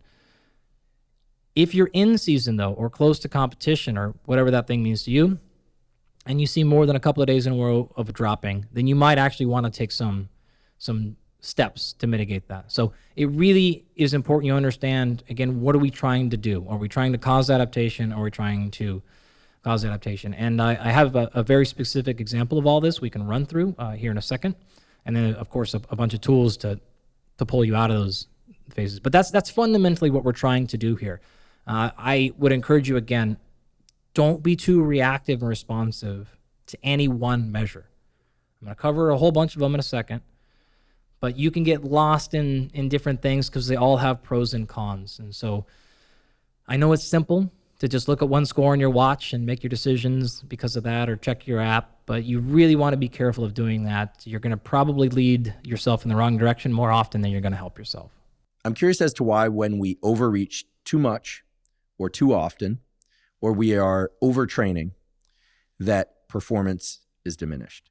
Because on the face of it, it's kind of obvious. You're overreaching, you're overtraining, so performance is diminished. But that's completely circular. You hear about things like adrenal fatigue and adrenal burnout. Well, it turns out adrenal burnout doesn't even really exist. Absolutely not. I mean, there is such a thing as adrenal insufficiency syndrome, but of course, these phrases like burnout, adrenal burnout, overtraining, they're thrown around, as much as words like gaslighting and obsessive compulsive, are without any real clinical definition, or there are clinical definitions, but people aren't obeying them when they use the language.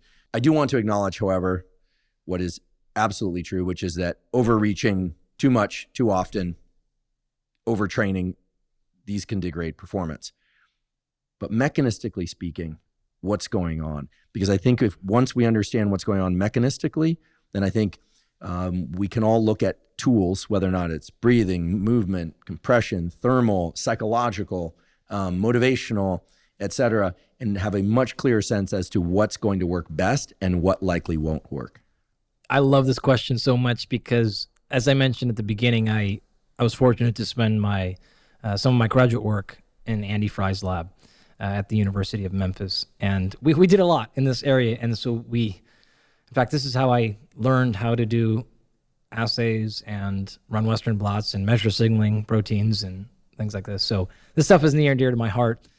We also did a bunch of really wild studies, and he had done some before I got there. So I'm going to combine kind of Andy Fry's entire career and just highlight some of the big pictures of what he found there. He was very interested in exercise, particularly strength training, and trying to figure out this entire question, right? Which is like, why is this actually happening when I work out too much, when I lift too much, that all of a sudden I can't sleep?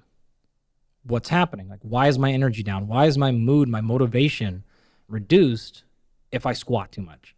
And so we did a whole series of studies across his career. And again, I'll just sort of highlight some of the themes that ran through them.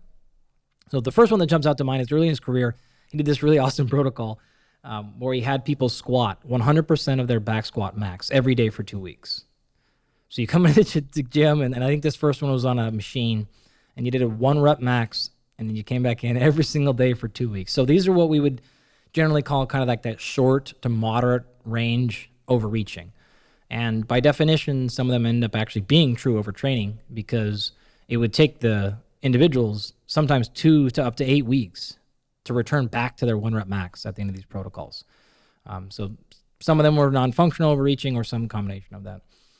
Well, along with that, he took a lot of blood samples as well as muscle biopsies to try to look at what's happening endocrinologically, neurologically, muscle physiology-wise, to pay attention to what's happening. So a couple of things that jump out there. One of his initial studies, actually, I think the very first one he did, when they ran that first squat everyday protocol, what they found is catecholamine levels changed quite significantly. And depending on kind of what you wanted to pay attention to there, whether it was epinephrine or norepinephrine, or even some other markers, they basically increased by somewhere between 2 to 3-fold. And so a little bit of understanding of sleep physiology, if adrenaline is extremely high, epinephrine, you're going to have a hard time sleeping. So that alone was first indication. This is like, wait a minute, something's actually happening here that's just beyond muscle soreness. There's some sort of systemic fatigue happening. And as you rightfully pointed out, is not the adrenal glands becoming fatigued. That's sort of a bit of tongue-in-cheek and pedantics. It is cortisol dysregulation and general stress syndrome.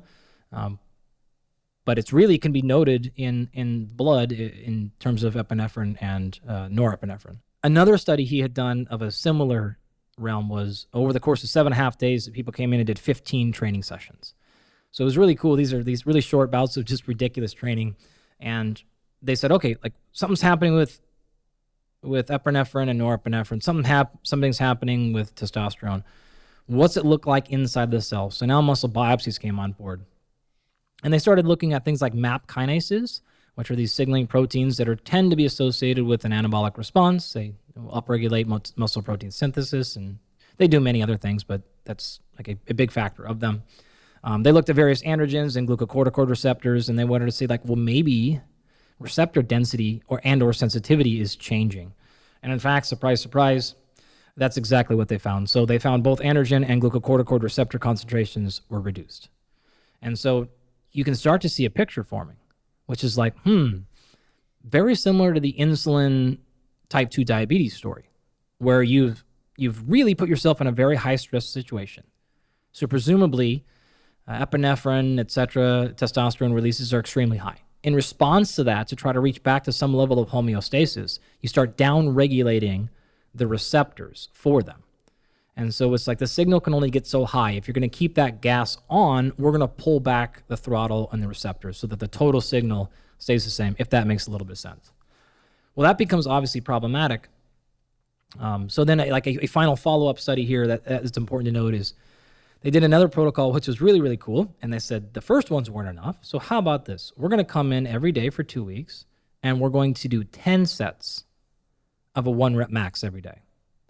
So they were coming in and they would do 10 1 rep maxes every day for 2 weeks. And what's really cool about that study, if they didn't complete any of the repetitions, they had to repeat it until they had 10 successful 1 rep maxes on that given day.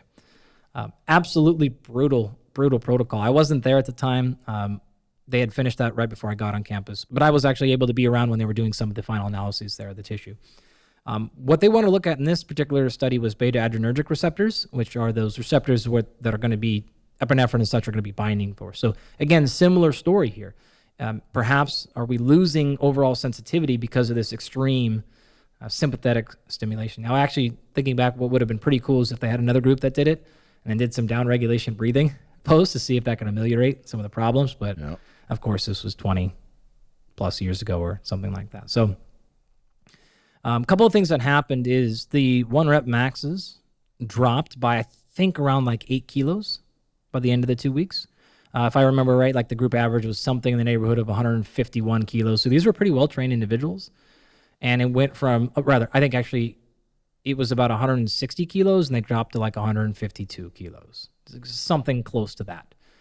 What was more significant, though, was their power dropped by 35%, which is really, really interesting because if you pay attention to declines in physical performance over time, and I mean that like through aging, what you'll see is people can hold on to muscle mass pretty well. It will go down by about 1% or so after the age of 40. However, strength will go down at like 2 to 4%, and then power by 8 to 10%. And if you look at actually world records across strength sports by age, you'll see that they will decline by age, but not that much. However, if you look at speed sports by age, they fall off the planet. So it's very challenging to preserve fast through time, whether this is fatigue or because of age. And that's really important because that'll then tell you, hey, a little bit of a canary in the coal mine is not necessarily your strength, but your speed. And so a lot of different techniques that we use to measure performance, remember, that's our triad, right? Symptomology, physiology, and performance.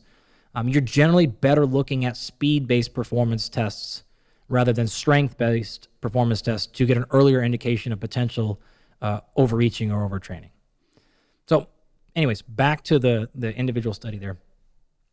In that same group, again, we had the same problem where it took some of them 2 to 8 weeks to come back. So what they had to do is, I can't remember the exact time frame. I probably should have thought through this, but they had to come back something like every week or every couple of days, even after the study finished, until they got back to their baseline 1 rep max. And some of them, it took them up to 8 weeks before they finally got back. So they probably were in a classic overtraining state at that point, which was done in as little as 2 weeks. And this is also another point that people always ask, like how long does it take? Is this something that has to happen over the course of months? Or like if I were to go do 2 days or this intense training camp for 2 or 3 weeks, could I actually cause overtraining? And the answer is, if it is actually truly enough volume and enough intensity, you probably can do some significant damage in as little as 2 weeks. Probably doesn't happen that often. Most likely you're probably going to be reaching a state of non-functional overreaching, but you may actually be able to put yourself in a position where it might take 3 or 4 weeks or more to get back to baseline after a truly intense. And again, think about this protocol. It's like totally unrealistic for the most part. 10 sets of a 1 rep max squat every day for 2 straight weeks. Some folks, if you're an extremely highly trained weightlifter, you might do something like that when you're very close to, say, world championships. But outside of that really specific scenario, it's a totally absurd training protocol. But that was the point, right? We were trying to ensure that overtraining was met or close. It's similar to when we've actually done, I think 3 studies in the Center for Sport Performance on DOMS, muscle soreness.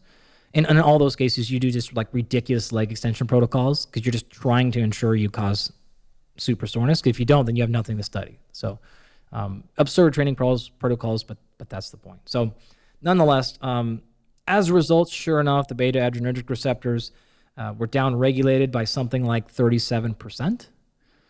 What's probably even more significant, though, was the sensitivity in those receptors was reduced by like 2.5-fold. And so it's like, okay, wait a minute. We're becoming desensitized to this stimuli, and we're also actually now starting to reduce our total concentration. Similar, which is actually it was a very sneaky smart thing to do, is they looked at nocturnal urinary epinephrine, and guess what? That was also up by like 50%. And 15, so, 50. 50. Yeah. And so now you're seeing this tie-in where it's like, I'm seeing a response at the tissue level. I'm seeing a response probably, although they didn't actually look at a pituitary or anything like that. I'm seeing adrenal and other endocrinological problems. And then I'm also seeing this increase in concentration of epinephrine when I'm supposed to be sleeping. And surprise, surprise, I'm having a hard time sleeping. Symptomology. That's a very interesting finding about nocturnal epinephrine. Epinephrine, of course, is adrenaline. It's released from the adrenals, no surprise there, but also from this brain area called locus ceruleus in the brain. And the brain tends to be called epinephrine, in the body, adrenaline, just to complicate everyone's understanding. But that nomenclature did not come from us, so don't blame us. The point is that rapid eye movement sleep, so-called REM sleep, is more abundant in the second half of the night. We know that the dreams associated with rapid eye movement sleep are more emotionally laden, and that those dreams and those emotional states are actually important for discarding the emotional load of previous days' experiences. It acts as sort of a natural trauma therapy, if you will, because in the normal healthy state, those dreams are associated with an inability to release epinephrine at night. So for me, what you just described, first of all, it's the first time I've ever heard of it, but it ties together something really quite clear from the sleep neuroscience literature, which is that when people are stressed, they tend to get less rapid eye movement sleep. That rapid eye movement sleep normally is associated with low levels of epinephrine. So whether or not it's causal or not isn't clear, but sort of doesn't matter for sake of this discussion.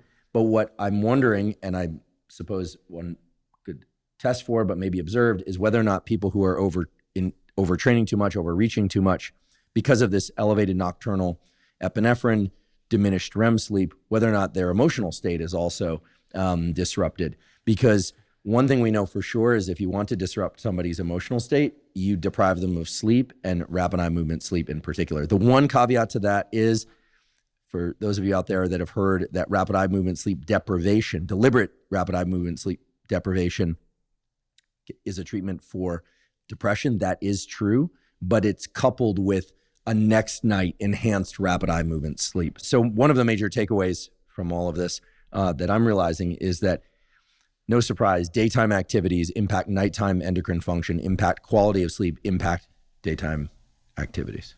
Yeah, actually, there's so many fun things I want to do here now. This is actually why measuring eye movement is a very fantastic tool for understanding total stress load. And you can actually differentiate different types of stress, so caffeine use versus alcohol use versus sleep deprivation, by actually measuring eye movements. That's actually what we do in our Absolute Rest Sleep company. Is in addition to getting a full PSD sleep study done in your bedroom, you're going to get an eye tracking assessment, which we're going to be able to figure out why you're getting there. So nonetheless, yeah, if you actually look at the classic signs and symptoms of overtraining or overtraining syndrome, it's going to be everything from performance decrements, like we talked about. Resting heart rate is going to increase. You're going to see things like HRV drop by generally 20 or so percent. That would be a very large disruption in HRV. Decreased body weight, and then all the stuff, Andrew, you just talked about. So motivation, adherence, appetite, mood, all of this stuff are classically known associations with overtraining. And that's for the exact reasons you're talking about: sleep disturbances and disruptions, wanting to train, motivation, all of this stuff goes part and parcel with non-functional overreaching and or overtraining.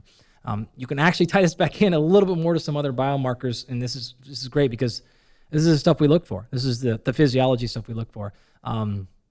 You've probably talked about SHBG before, which is a sex hormone binding globulin. So it's this protein that'll float in your body that's going to bind up sex hormones, in particular testosterone. So what happens with overtraining is you can actually take this serially, like week by week, and you can actually see this number rise. And so if you see this, like say you're using a service like InsideTracker and you're getting your blood measured every so often, and you see this number start ticking up, this is actually associated with that because what's actually happening is it's binding up all your free testosterone. And that's just leading back to the circle we're talking about. And you can actually see the same thing happen with calorie restriction, just not eating enough calories. But in this particular case, because it actually happens in both scenarios, you know it's not an issue simply of being under-caloried. It's clearly an issue of the training load being too high. So just to give another little tool, there's I can get the link for it, but there's a website that was created by, I forget which journal. Oh, I'm slipping, but I'll get it to you. You can link it up, where you can actually go in and plug in a number of values from blood chemistry. So if you got your blood work done, and you can plug in your pre-number and your post number. So say you got it done, and then maybe 10 weeks later, you got it done again, and you're wondering, and you notice, hey, my free testosterone's down, or my SHBG is up. Is it actually a meaningful number? And it will actually tell you whether or not the change pre to post is physiologically meaningful or not, or just within the error margin of the measure. And you can actually change, like right there on the website, you can change your confidence interval. So it's really, really cool if you just have your own blood and you want to know, like, hey, I had any level this year, and now it's here, over there. It's just a totally free resource, created, gone through peer review, all that stuff, and I'll give you a link to that. So that's a pretty cool measure. In addition to that, like probably one of the more powerful and easy metrics biologically is to take your cortisol and DHEA ratio. So this is known to be associated with a lot of things. You want to be really careful. You don't want this number to be too high or too low. Something like 0.09 is about and it's cortisol to DHEA. DHEA to cortisol ratio, yeah. DHEA to cortisol. I'd love to tell you I said it backwards on purpose just to make sure everyone understood, but I got it backwards. Yeah, I mean, this ratio has been associated with so many things. You do have to be careful with association, right? Not being causation, but everything from risk of infections to metabolic health and like other disease states, as well as more what we're talking about, which is, hey, am I getting sort of cortisol dysregulation, which is what a lot of folks would call, again, adrenal fatigue. No, that's not really what's happening. But if adrenaline and epinephrine are off and testosterone, cortisol is going to be along the right. And so you can also look at things like testosterone to cortisol ratios. So there's a lot of things you can glean here to give you some insights into where you're going. If that ratio is too high, that's going to be associated with metabolic syndrome and a bunch of other stuff. If it's too low, that's going to be associated with a lot of cognitive problems like aggression and mood and a bunch of things like that. So again, you want to keep it right around that 0.09 ratio. And most of the time, actually, in some blood chemistry stuff, you'll get a report of that, or you can calculate it pretty quickly. I'm sure we'll get into this in the episode that comes next on nutrition and supplementation. Totally. What about compounds that lower cortisol, such as ashwagandha? Yeah. I can see now, based on the logic you're spelling out, that during phases of a lot of intense overreaching or frequent overreaching, given that those compounds can indeed lower cortisol, Rhodiola rosacea. Rhodiola Rosacea. Fun word to say. 2 words, but the first one more fun to say. Rhodiola rosacea. Rhodiola rosea. Rhodiola rosea, folks. And ashwagandha. I've been trying rhodiola recently, and mainly as a buffer to output. It does seem to have some good data attached to it related to lowering one's perceived threshold of how hard they're working. So in other words, you can work harder and not feel as if you're working really hard, which allows you to do more work. Yeah. That's sort of the subjective description of how it works. But you told me that it can blunt cortisol.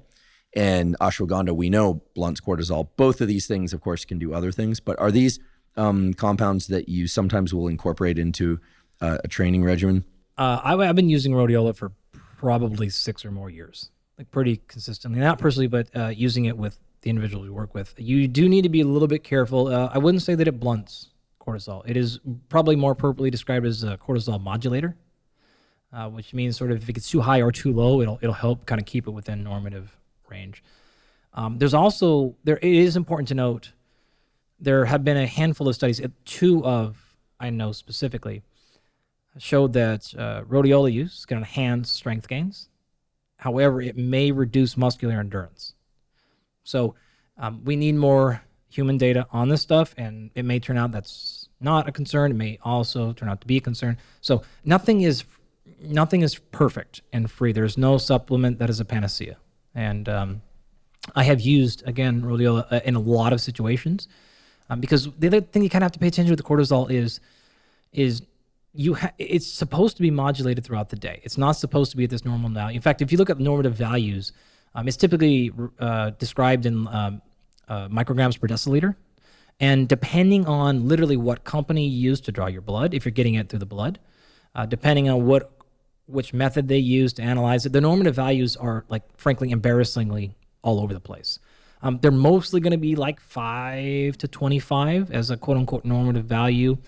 But that's outrageous. We also know those numbers vary massively by age, by sex, and throughout the day. And so if you only are taking a single point, let's assume you're doing a fasted blood draw, which is what most folks do, it's really only going to tell you a lot about what's happening in that moment. We need to know, well, like maybe, let's say my cortisol was, if I'm a, say, 38-year-old woman, and my 7 a.m. cortisol was 15 milligrams per deciliter, that's pretty good.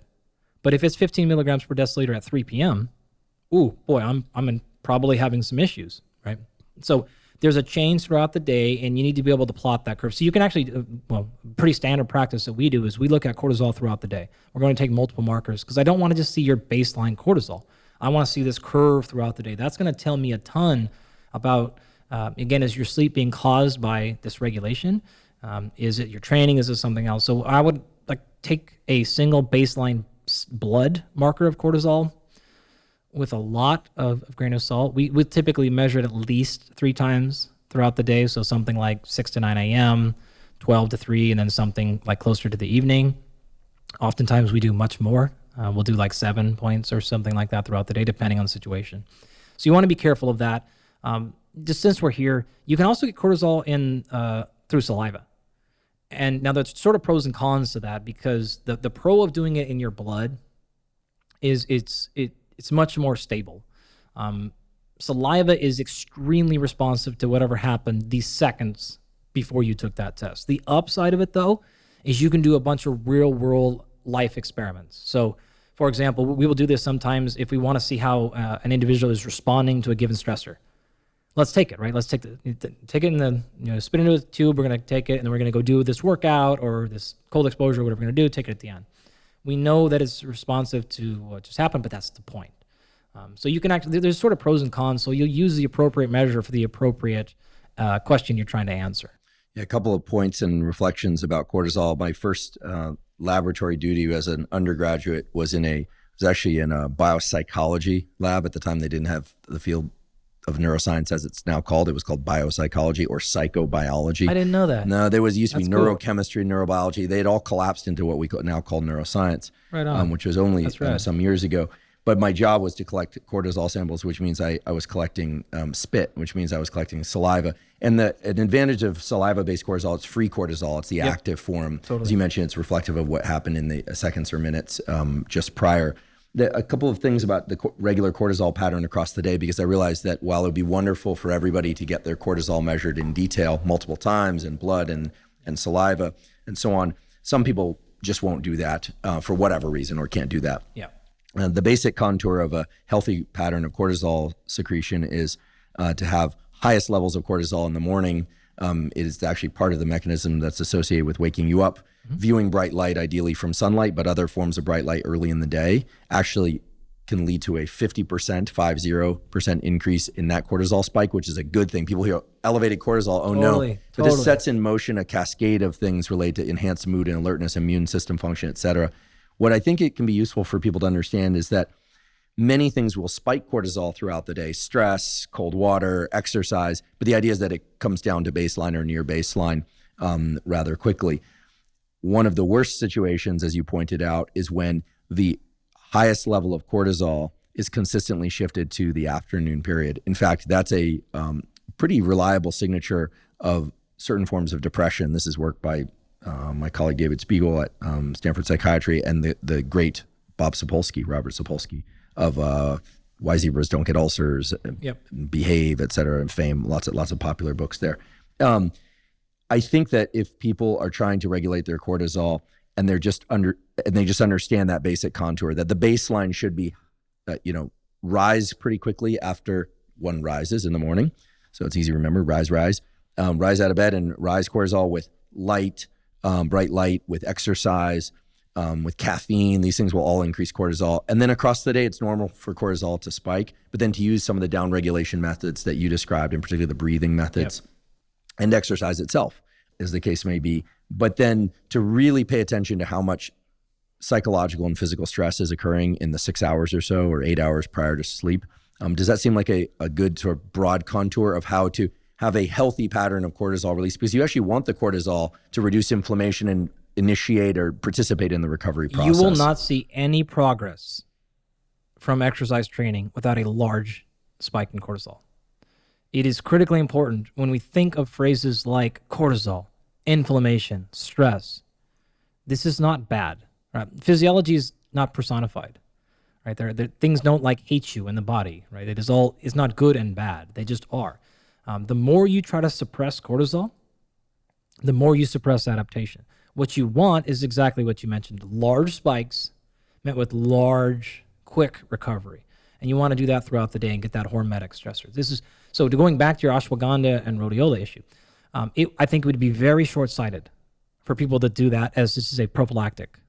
Okay, because if you blunt cortisol, you're going to cause immunosuppressant, especially early in the day. Totally. Taking ashwagandha before going to train is counterproductive. Yeah, we do not this is not a baseline part of our foundational package, right? If you go look at the athlete foundations or the athlete resilience protocols that put together, you're not going to see these things in there for that specific reason. Any form of cortisol regulation needs to be done strategically. If you are excessively high and we're bringing you back down to normative values at the right time, then great. If you're normal, though, then taking you down lower than that is actually problematic. The same thing is actually true, since we're here, for oxidative stress, for inflammation, antioxidant use. We mentioned, I think, earlier about taking vitamin C and vitamin E post-exercise will actually blunt adaptations, or at least it has the potential to do so. Same thing, right? If you're modulating this response just because, and you have not done so because of actually biological testing that indicated you needed to do such, then you actually may be making things worse. And so we see this constantly with people who take a number of supplements and substances for sleep, and then they wake up the next morning groggy, and your cortisol suppressed. Okay, great. So then they take something for stimulation, and then the rest of the day they're trying to reduce, and then you're in this nasty cycle. Instead of just getting out of the way and letting cortisol do what it's supposed to do, and then making sure, again, you're teaching it. So this is actually a coachable response. You can coach your own body to go down in the later part of the day and go up in the earlier part of the day. You want to make sure that you are driving that train with intent. And so, again, to reiterate, if you don't need that, you shouldn't do it, right? If you don't need to lower cortisol, you shouldn't walk around doing it.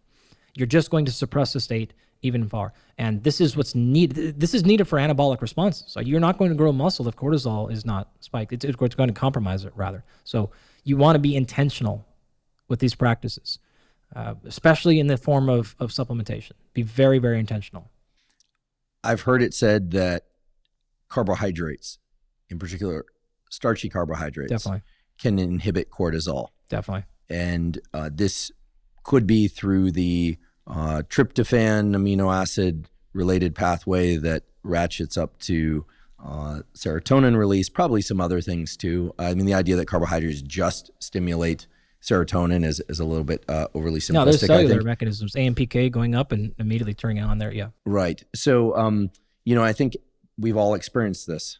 We're stressed. We doesn't necessarily even have to be highly processed, fatty carbohydrates, like potato chips and potato chips and dip or these kinds of things. It can also be a bowl of rice, a bowl of oatmeal, a bowl of pasta, which here I'm not trying to demonize carbohydrates. I do ingest carbohydrates, minimally or non-processed carbohydrates most of the time, but not all the time. And they have a fairly potent effect on lowering stress and perceived stress and even quality of sleep, which is not to say that somebody has to load up on them like crazy unless their glycogen is really depleted. Yeah. Talked a lot about this in the endurance episode. I know we'll touch on it more in the nutrition supplementation episode.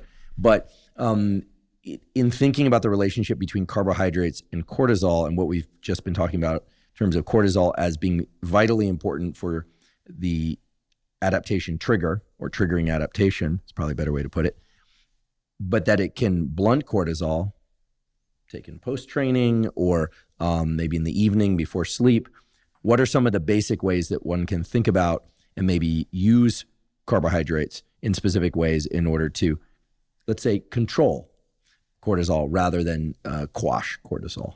You actually have alluded to it a number of times already. So we oftentimes will give people a lot of carbohydrates at night for some of these reasons. You're going to feel fantastic. A lot of people, it helps you sleep, both get to sleep and stay asleep, sleep quality.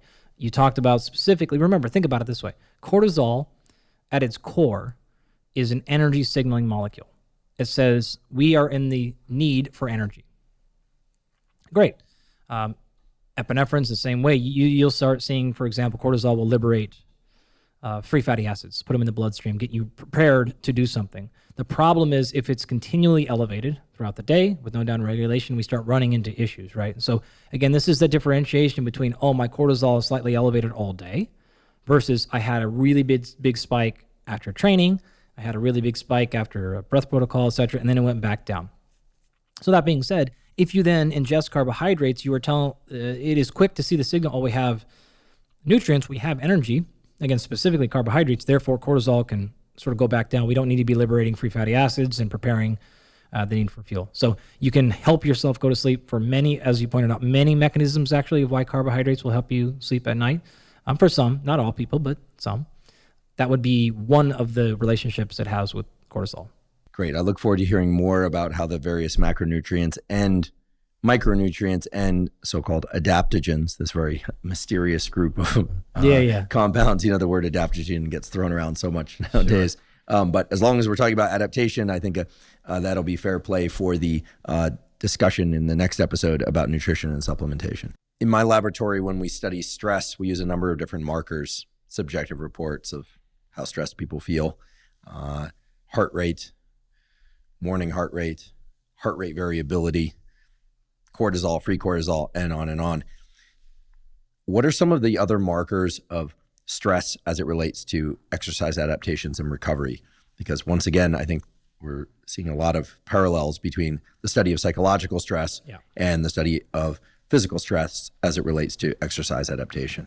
Remember, in terms of physiology, stress is stress. This is why we have this cool term of allostatic load or allostasis, such that it really doesn't matter which system you test for, it will reflect overall stress.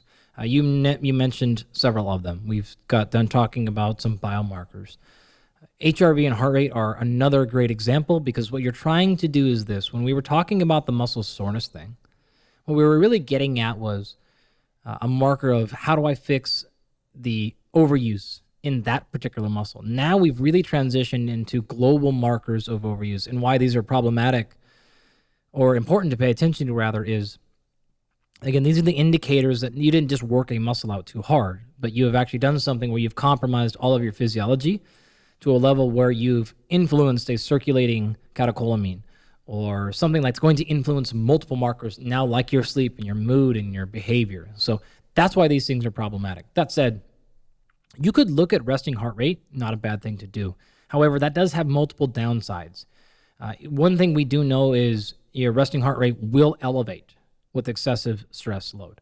This actually doesn't matter if it is physical stress or psychological stress or a combination. So you will see that number drift up over time. Here's the downside though. It's not tremendously sensitive to smaller stressors. In other words, if you were to do something like alcohol is a very good example, you will see your resting heart rate elevate with alcohol use, excessive tobacco use, and psychological stress. However, if you do something smaller like hard training sessions, resting heart rate's not sensitive enough to pick that up. It will actually probably stay the same. So for those reasons, we don't actually use resting heart rate that much. We will take it, but it's not our primary indicator. That being said, HRV is a better use. So just really quickly, for those that are not familiar, your heart rate, let's say, for example, your resting heart rate is 60 beats per minute. That means every second it's beating. It doesn't actually happen on a consistent rhythm such that it would beat on second 1, beat on second 2, beat on second 3, etc.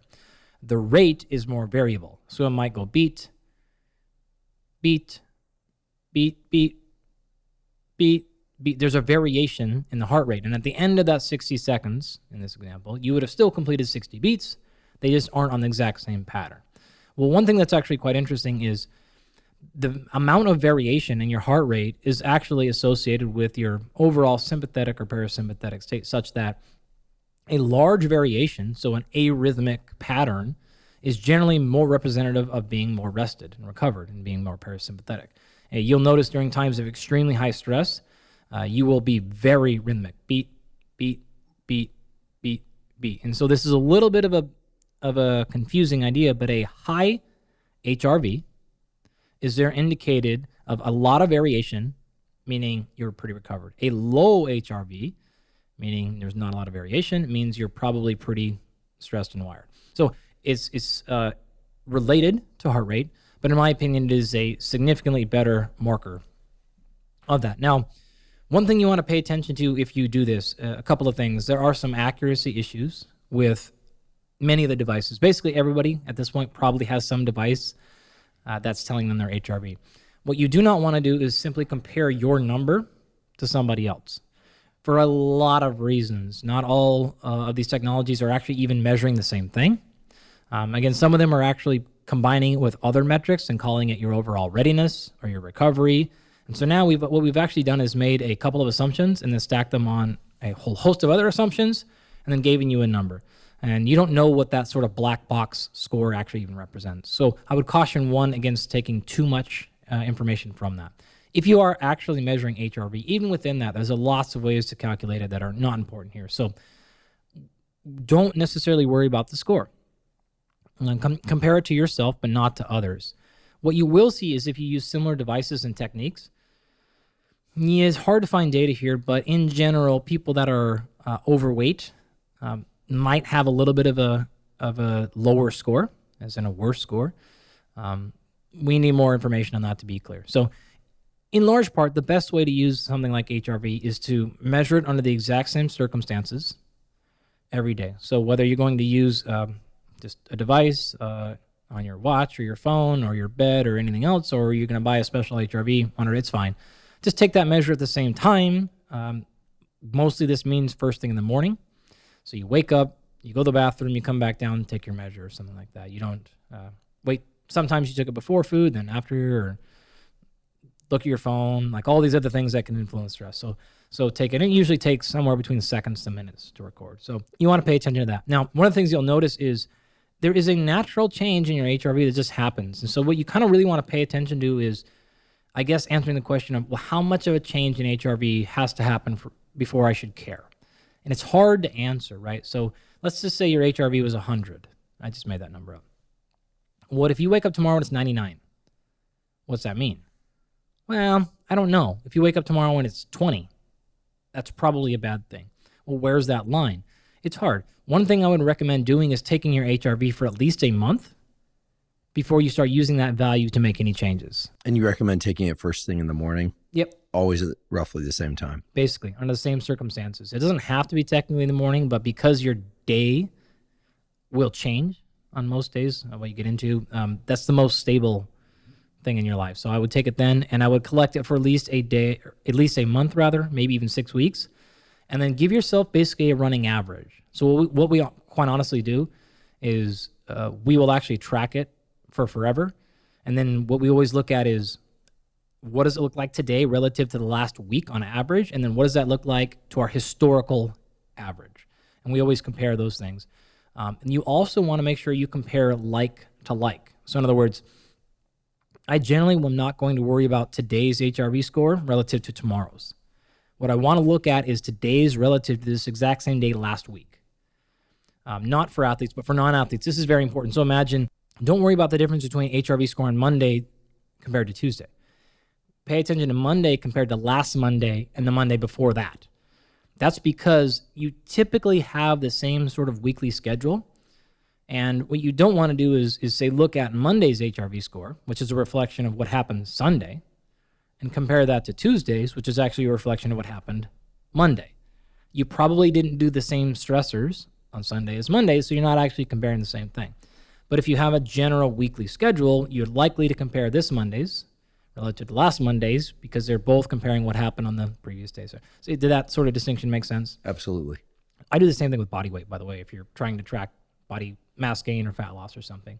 Compare like to like. You can look at the daily changes, but you need to pay attention to what that normal distribution is. So if you kind of do that, Monday to Monday thing, that'll give you a rough area of saying, okay, my normal weekly variation is, say, 5. So my average is 100, but I will fluctuate between 95 to 105. That's my standard deviation, is sort of a science dorks would call that. If you start changing more than 5% outside of your normal standard deviation, then I'm going to start paying attention a little bit. And I'm going to actually run a little bit of an algorithm on this one. And so here is my thinking process when I get HRV, really any metric, but HRV is the example we're using. First step, did I collect good data? And by that I mean, again, did I measure it the same way I measured every single day, or did I get up and look at my phone first and I realized, oh crap, I forgot to take my HRV, and then I went back and got there. So say I had a 15% derivation from my normal number, and then I realized, oh yeah, that's right, I was up super late last night doing whatever. Okay, great. I'm going to consider that bad data. You didn't get it. If it's bad data, then I'm not doing anything. Ignore. It's bad data. You throw it out. You don't use it. If you decide, for the most part, let's assume it was good data. Okay, great. Then I'm going on to my next question, which is it acute? In other words, is it just today, right? Or is it chronic? In other words, is this pattern been happening for more than 5 days? Or at least 3 out of the last 4, something like that. 3 minimum is what I like. Honestly, I generally look at 5 or more days. That's a very big distinction. If it is something that just happened today, then the next question I'm going to ask myself is, am I in that adaptation phase? Am I trying to be in a phase where I'm trying to cause an insult to the body that it needs to respond with? If that is the case, I'm just going to ignore it, right? In fact, it's almost sometimes a good sign. Hey, we are stressing the body, and it is stressed. What we're doing is working. Amazing. In fact, if you don't see that, it's sort of like, maybe we're not doing enough to push the pace. All right, so we're great. If the answer is no, we're in a peaking phase, then we're actually going to use what I call acute state shifters.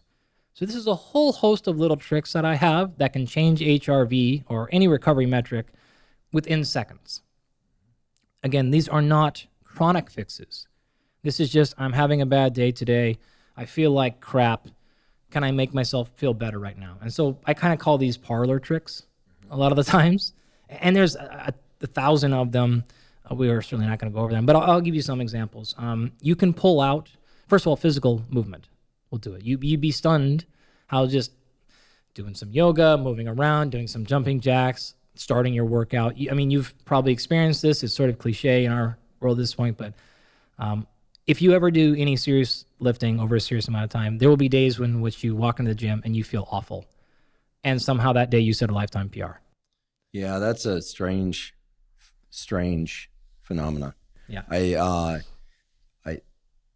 I've experienced that more than a few times. Right. It's rare. The inverse is rare, however. You feel great. You have a horrible workout. It happens. Yeah. And it can happen for any number of different reasons. But yeah, I think the former, when one isn't feeling very good and then somehow it's a terrific workout, does set a kind of a seed of doubt as to how good our subjective assessments really are, which I guess is why we were talking about objective assessments like HRV. And remember, if it's a single day here, you can even do hard training. People sort of have this idea like, well, if you get up and your recovery score's down, do a lighter day. That's probably, I'm probably never making that choice, to be honest. Not in this situation. Remember, this is one bad day, and we are in a phase of even trying to improve performance right now. Like, we're probably still training hard. You will, again, often see, I felt terrible, then I trained super hard, and it totally changed my day around. This all can happen. So exercise is my first love here. Absolutely breathing, any sort of upregulation breathing. So we talked a lot about downregulation breathing. Just do the opposite, right? And so this is when hyperventilation strategies can work. Instead of accentuating the exhale, you accentuate the inhale, or you restrict the exhales. This is working in the exact opposite situation. You can also play this is where things like music, motivational quotes, if you're the type that follows people on Instagram that motivates you or can work with these things. Coaching tactics. These can be things like finding out or talking about that person's why.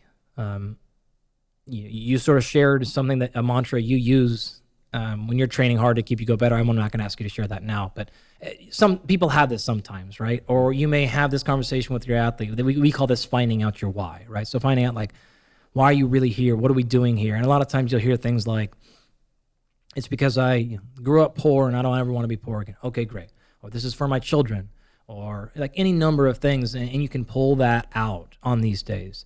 You need to be really careful. This is why I call these parlor tricks, because when you play that card too often, it starts to lose effect, right? And you can only dig to a hole so often before it's sort of like the same thing is with music, right? If every time you go to the weight room, it's blasting death metal at level 10, well, eventually it's no longer motivating, right? It's no longer helpful. So you want to deploy these things strategically. Yeah, the phrase that comes to mind is signal to noise. The nervous system, especially the dopamine system and the adrenaline system, which are a part of this larger system called the catecholamine system. So that's dopamine, epinephrine, norepinephrine. The get up and go, focus on external goals, movement associated, and on and on.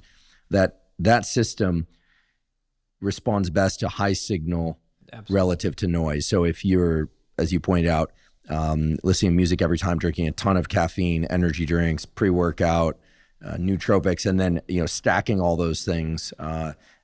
Sometimes refer to this as dopamine stacking, informally referred to as dopamine stacking. You're doing all those things, and then first of all, you're wondering why later that afternoon or the next day you're feeling like you're under a cloud. Well, it's obvious your catecholamine system crashed.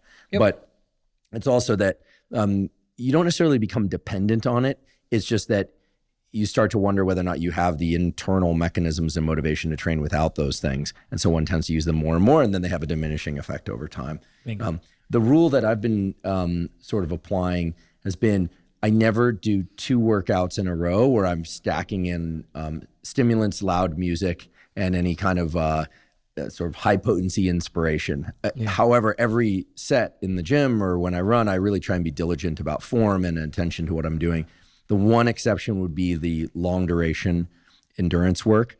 Part of the reason I do that work is to let my mind go into states of drifting. I'm not trying to think in complete sentences or even close to it. Just let my brain kind of idle at a low hum. And for that reason, generally listen to something that's more of a story, or don't listen to anything at all and just let my thoughts kind of spool through. Anyway, I don't want to take us too far off track, but I think this idea of signal to noise will resonate with the engineers out there. But since most people are likely not engineers, it is the way that the nervous system works, evidenced by the fact that whatever area of your body right now is in contact with a chair or any other surface that's been in contact with for more than a few seconds, you forget that it's in contact with it because there's low signal to noise at that point. A similar note, you actually mentioned stimulants basically there, whether you're talking caffeine or any other stimulant, any other cortisol modulators or adaptogens, any of these things fall in the category. If you're not using them consistently and you're having a rough day and all of a sudden you throw down 200 milligrams of caffeine, it's going to change real fast, the equation. Strong performance enhancing effect. Yeah, absolutely. And for these reasons, right? So we mentioned a couple of them: breath work, food, more calories, just eating some food. Sometimes we'll give people like what we call comfort foods. Mm-hmm. So this is just like, hey, you're from Georgia and we know you love grits, so we're having grits for breakfast. Oh my, great! Like just something to change your mood, acute state shifters to alter it. The other couple of tricks here are light. So if we know that maybe say multiple people are struggling that day, maybe we'll put on the lights extra bright. We'll bring in some extra things and just get it more light in there. And that doesn't even count actually going outside and seeing the sun, but perhaps we'll do that. And then other little tricks that I've learned over the years is one particular thing I love is literally drawing a physical line on the ground. And you look at that line and you say, like, I'm going to train today and I'm going to accomplish this effort. I'm not going to walk past this line and into that training space until I'm ready to give that effort. And that may take a minute or 10 or whatever. But it's the physical barrier is very important to saying, like, I'm not just going to get through it. I'm going to actually perform the way I want to perform, or I'm not going to do it, and I'm not going to cross this line until I'm ready to make that happen. I really like that tool. It also brings to mind the importance of at least thinking about how your relationship with your phone during training can perhaps help, but also impede workout motivation and performance. In an earlier episode, you mentioned that if people are using their phone to play music during their workout, that they establish the complete playlist prior to initiating the workout and then not deviate from that playlist, as opposed to changing it in the middle because there's just too much of an impulse to also check social media, check email, check text messages. I mean, the way I think about the phone actually is it's a bunch of little brain areas. It's got a memory system for you. It's got lookup tables. It's got websites to look things up on the internet. It's got photos. I mean, it is so rich with sensory data, and it's so closely linked to our own brain architecture. The algorithms are designed for those to be that way, that I always think about it as bringing in a second person with me. But that person is my twin that has severe attention issues. And for those that already have attention issues, just think about this as a twin that would then compound you by tapping on your shoulder, talking to you all the time, interrupting you. Somebody that you like a lot, but that frankly is a little bit irritating in that they're interrupting your ability to really show up, and also your ability to show up for them. So I started to think about the phone as an entire individual, and that it represents me, and certainly not the better version of me. Exactly. You actually mentioned something else that we'll use occasionally, which what we call brain games or puzzles. Whether this is a crossword puzzle or something where you actually lose your thought of self for a second, and your brain gets engaged in a task that you weren't regretting or even thinking about. These can be stupid little games. It could be little challenges, especially if you're in like a group or a team setting. All right, like we're going to play one round of dodgeball, or we're going to play one round of thumb wars. So you do encourage this? Yeah. I see. So you would play like a thing instead of warming up. It's like, all right, get in, everyone get going. We're going to, get your foam roller, your dynamic, whatever thing. It's just like, all right, everyone line up, and we're going to play thumb wars to see who wins, right? Just like whatever, right? And all of a sudden you've snapped into a new mental shift, or literally playing brain games, playing Tetris on your phone, like any of these things can work in this acute setting. Can I ask you a question that's not directly related to recovery per se, but I think it's worth mentioning or asking about rather, which is the use of mirrors or no mirrors while training. The experience of seeing oneself and observing one's form in the mirror, I suppose, has some utility. You can get some sense of progress that you might trigger. Here I'm almost specifically referring to resistance training. I suppose it could be cardio if you're running on a treadmill or pushing a sled or something. But you can see form.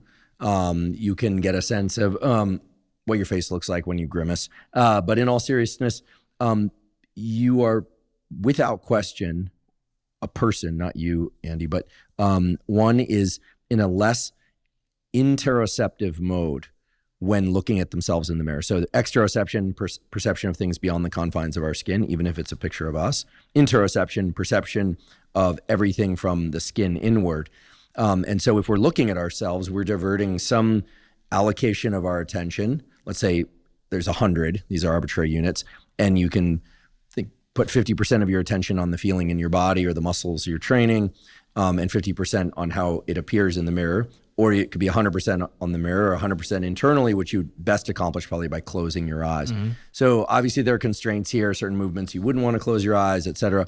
In general, what are your thoughts on mirrors or no mirrors for resistance training specifically? It depends on the metric that you find most important. And what I mean by this is if you're training for, say, muscle hypertrophy, there's emerging evidence that suggests actually looking at yourself in the mirror and even flexing in between sets can actually be advantageous, or it can augment muscle gains. Oh my, there's support for all the mirror flexors. Absolutely. Not making fun of you. I just, it is sort of interesting to be on the observing side of that.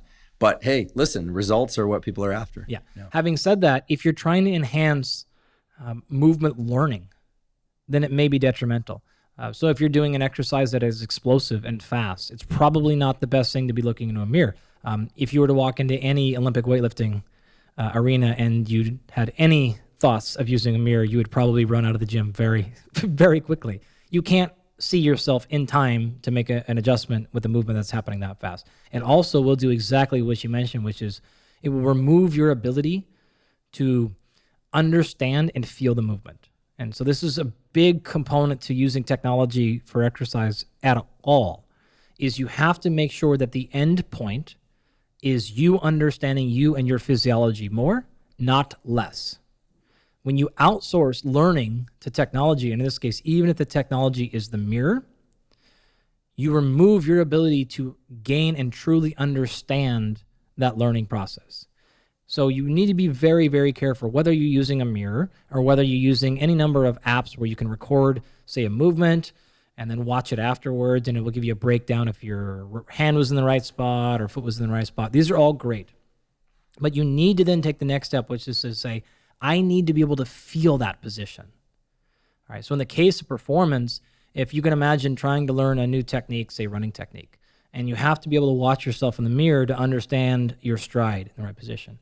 if you don't take the next step of saying, okay, now I don't have to look in the mirror and I can feel when I'm getting out of rhythm or whatever the case is, then you'll never be able to actually then use that in your race. And so it's very, very important that people, again, pay attention to what is the dependent variable that you're actually interested in doing. And if you're trying to get better at something, the tech is okay as a starting place. It just cannot be the finishing place. Thank you for those reflections. I'm curious as to what happens or what one should do if their HRV is reduced for maybe 3 or 4 or more days in a row. Absolutely. The next question that I'm going to ask is, Ian, am I in that adaptation phase? If so, I'm going to still ignore it, just like I did if it was a single bad day. But I'm going to start watching it very carefully. I may actually now introduce some other tests. So I may use a performance test. We may look at something else, maybe ask questions, maybe have some communication either with myself or somebody else. So I'm going to start paying more attention, but I'm still really not going to take much action until that crosses more than 7 days of consistent problems. If it does do that, or we're in a peaking phase, then I'm going to go to another set of solutions that are truly going to pull me out of the hole rather than just be those acute state shifters. These are more what I call chronic state shifters. Now, some of these are actually very similar to the ones we've used before. For example, thermal stress. So I can promise you, if your recovery score is in the tanks and you walk outside and you jump in your 35-degree water and you get back out, what's going to happen is your HRV score immediately afterwards, I'm talking within seconds, is going to be significantly compromised.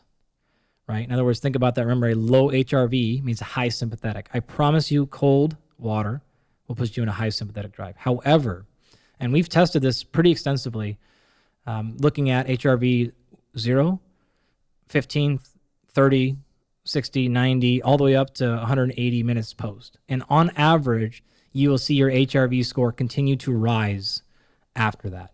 And so, well, you'll have this immediate sympathetic response. You will immediately then respond, about 30 minutes on most people. Depends on the person, though. And that score will be improved for several hours afterwards. So heat can kind of have a similar effect. That actually, again, it's sort of an acute fix. But over time, as we've described earlier, that can also have a little bit of a chronic effect. We can also then get into areas like sleep. And so now we're going to start playing and exploring why. Are you sleeping poor as well? Or was your sleep score fine, but your HRV was low? That's a little bit of a different answer. If your sleep is getting compromised, then we're going to start going into and making sure we're improving our sleep. In terms of like brain stuff, instead of maybe playing a game or having music or some of those other tricks, those aren't going to really have a chronic effect. But you can do things like work on social connection. That's actually been shown to improve recovery over time. You can do things like journaling or meditation, and those have an acute effect as well as a chronic effect. So again, if you go journal right now, you probably feel better, but also we know that over time that will gradually improve things. So adaptogens and things like that also can have a chronic effect. So can things like electrolytes or food or hydration if those things were off. So we're going to go to a whole number of areas, but those are the primary ones. Outstanding of all that, of course, it may be simply a time to go back and reassess our training program, if that's truly the case. So that's where we're at. If so, we're probably going to either completely remove training or drop it to like 50% or so until we start rebounding back to baseline. And that's generally the numbers we use.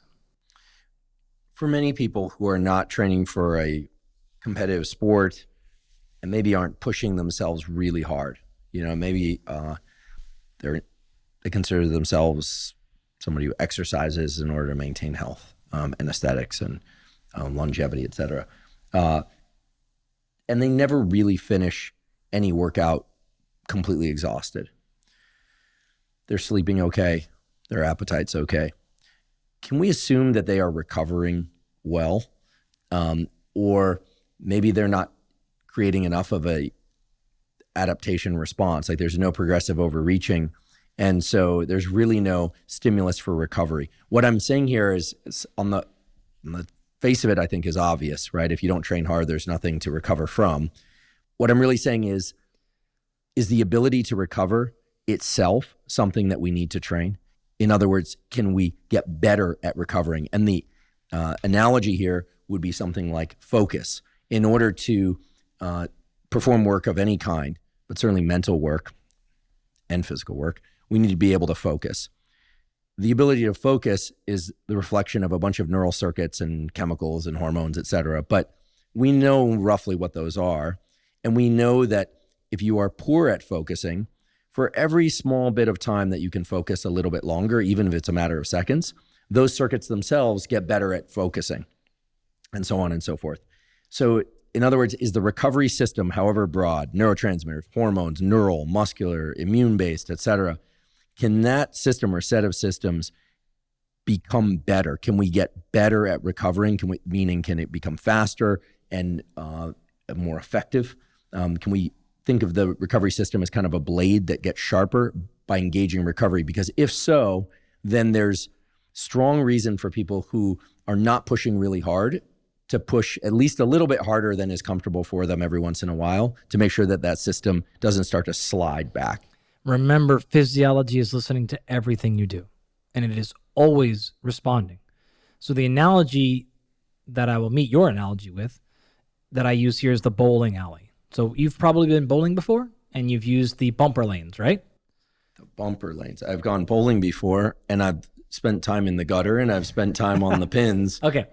So it's been a while. We used to have a bowling alley in the town where I went to, and it was fun. We used to slide around on those shoes, and all the kids would hang out there. And I feel like, do they still have bowling alleys? I don't even know. It feels like something that may have gone the way of the mid 2000s. I don't care if no one bowls anymore. You're not going to ruin my good analogy. Okay, well, what my intent wasn't to ruin your analogy.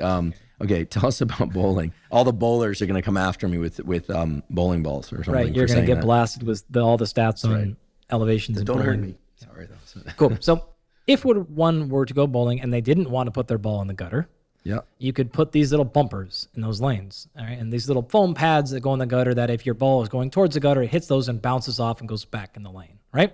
Okay, so in this entire conversation, and this is actually true of a lot of the way people approach their fitness and health, people are very concerned, oftentimes, with optimizing, meaning I want to make sure I don't go in the gutter. I don't want to hit the walls. So therefore, I'm going to try to improve the accuracy in which I throw the ball. So I want to make sure that I'm throwing it down the center of the lane more often. And I want to get my standard deviation tighter and tighter so that I don't get anywhere close to hitting the wall. However, what they're not realizing is if you do that, the body will start shrinking the size of the lane. Because what it basically says is, we haven't had a ball touch us in years. We don't need to be this wide. Let's get smaller and smaller and smaller. So it's not that you actually are having a reduced ability to recover, but you start becoming incredibly sensitive to that. So your two strategies for enhancing recovery are to practice getting closer, of throwing that ball down the middle of the lane, or to widen the alley. And that's exactly what you're referring to. And you absolutely should do that. And so what happens is you don't have to be so precise with what you're doing because your ability to handle so many things is widened. So if you're off now by 4 or 5 inches to the right, no problem because you've just tripled the size of your alley. That's exactly what you want to do. So paying attention to two things. Number one is getting better at accuracy, maybe staying really tight with your progressions, using nutrition and sleep to optimize your recovery, and push your resilience is what we call this. In fact, there's actually a biological way to measure resilience. We do that in all of our folks. This is scientifically validated stuff. I didn't just make it up. You can actually measure resilience. And there's more and more coming out on this, but that's exactly what that term means. So how well can you handle and bang things off the threshold? So when you see a reduction in, say, 10% of your HRV today, for you, that may make you feel terrible. For me, I might not feel anything because I'm well adapted to large fluctuations, and therefore I'm okay. The less and less you do that, the more and more responsive you will be to those slight deviations. So that is exactly the target. And that's kind of what I allude to when I say you got to understand, what are we optimizing for? Are we optimizing for making sure I don't feel any different today? Or are we optimizing to make sure when I do feel different, I still am able to perform? So this is why you want to do things like maybe use some caffeine today and feel great. But if I have to use it every day, all I'm doing is shrinking my sensitivity there. So now if I have to go a day without it, I can't train at all. Right? Caffeine is the easy example because people understand how that whole system works. But this is really true of everything else. So yeah, you need to practice this. And the way to do that is to give yourself more stress. To continue to bring in the stress from nutrition, from training, from breath work. You mentioned earlier about focus. The exact same thing, right? It's not just about getting better right now. It's about training a system. And you can clearly train that, right? We will often say breath work is a practice. That's exactly what we're talking about, right? So you're practicing getting better at these things. You're practicing returning your focus. You're practicing recovering. And quite literally, physiologically, you can upregulate, whether we're talking enzymes, whether we're talking about regulators, these will be upregulated so then the next time that insult comes in, it's not as damaging. So yeah, absolutely you can, and you should strive for that. Throughout all the episodes where we've been talking about exercise, at the core of that is this word adaptations. And I love that you mentioned that breath work can also create adaptations.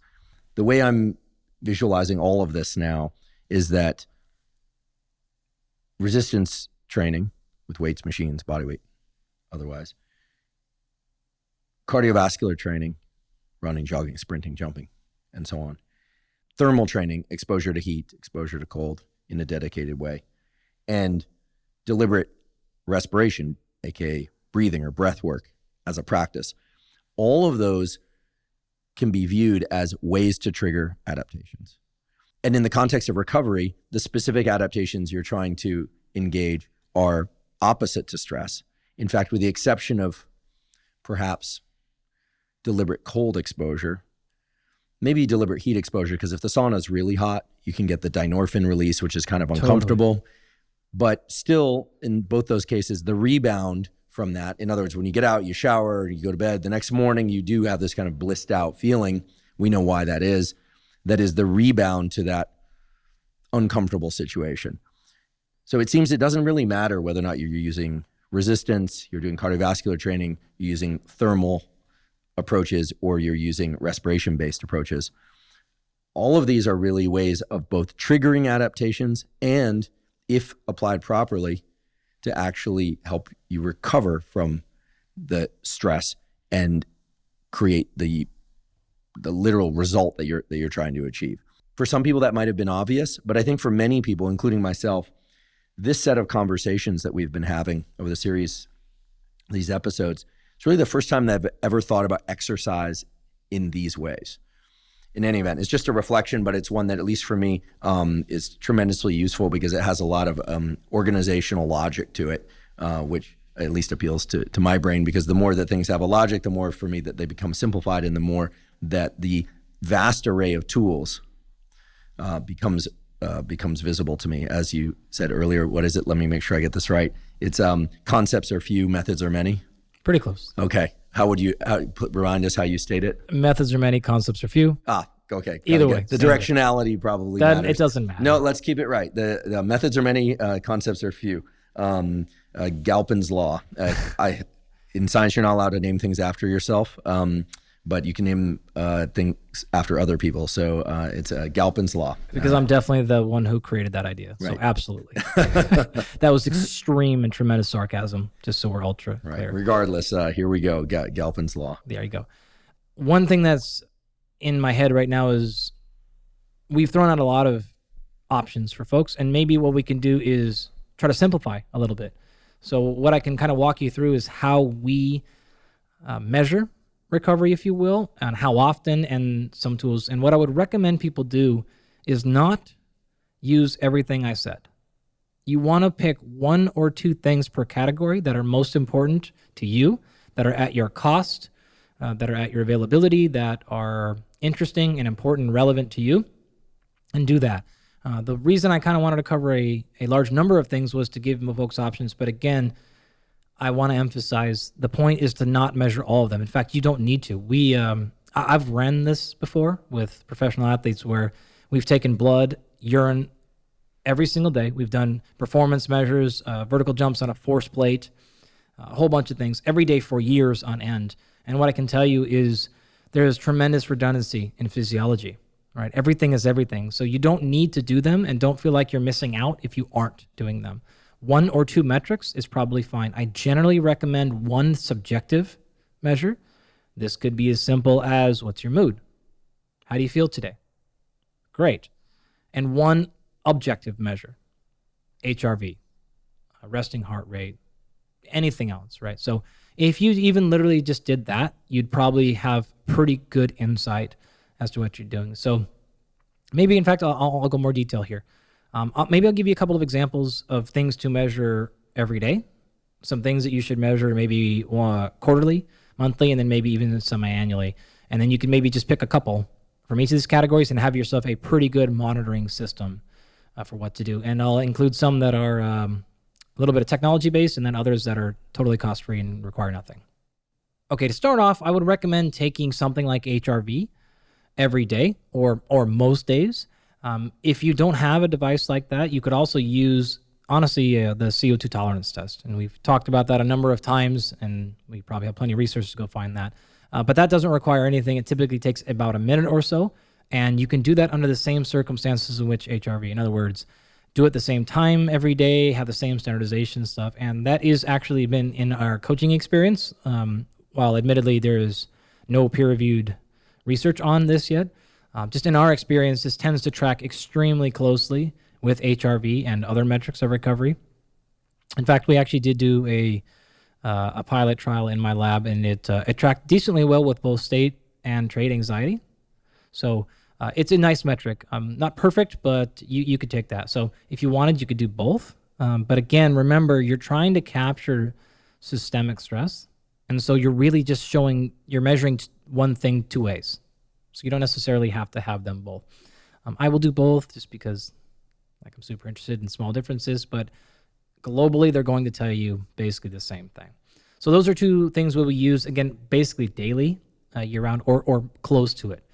If you want to go past that a little bit, you can use a pretty old, commonly used survey called a DALDA, DALDA.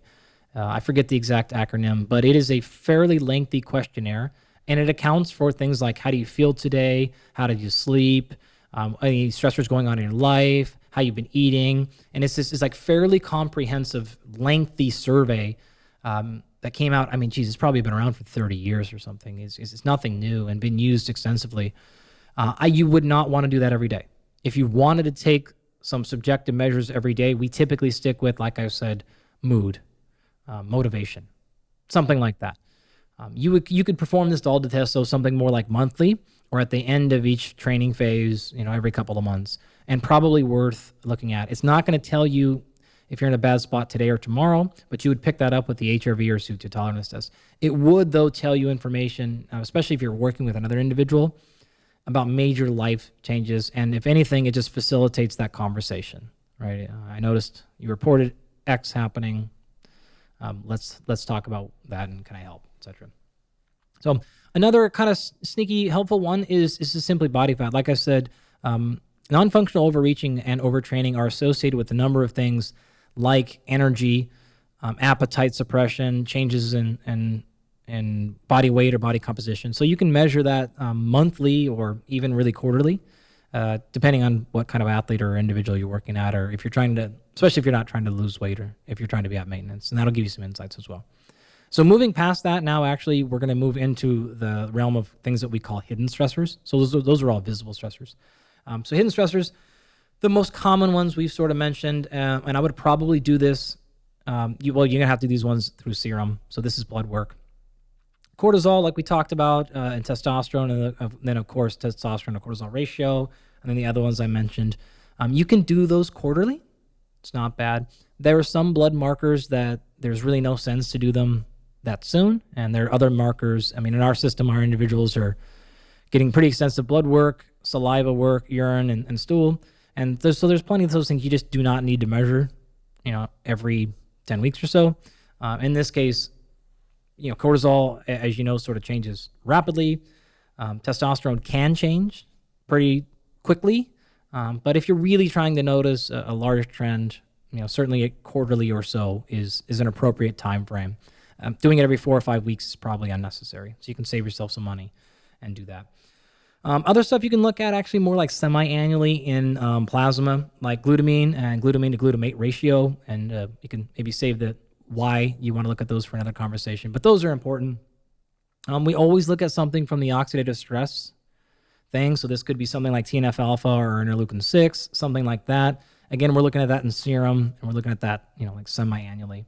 And then another sneaky actually one that I love to look at is the neutrophil to lymphocyte ratio, which will give you some pretty good insight. And again, you could look at that like fairly quarterly. If that number starts to get really high, certainly like more than 9-to-1, you got a pretty good insight that something gnarly is going on with your immune system. So we will actually take action much lower than that number, but that's like a nice cutoff you'll see is like that's a very, very high number. So those are some things you can use. Most folks have the ability, hopefully, to get some basic blood work done, get a basic what's called a CBC and CMP. If you have a great physician and you can get insurance to cover that and you just go on and ask for a CBC and CMP, they'll know what that means. You can Google that and they'll order it and you'll get all the information typically that I just described or close enough, and you'll get some insights. And then again, you can just use that free service I mentioned earlier to check to see whether or not the changes are just a matter of testing quality or actually physiologically relevant. What you just described is an amazingly powerful array of tools. I'm hoping that you can also mention a few tools that are either lower cost, truly low cost, or zero cost, that while they may not have the accuracy or give the complete picture that some of the biomarkers and other tools that you mentioned do, that they can still provide reasonably reliable metrics that people can use in order to assess their level of recovery. Absolutely. The CO2 tolerance test would be the first one, and you can just take that metric anytime you'd like.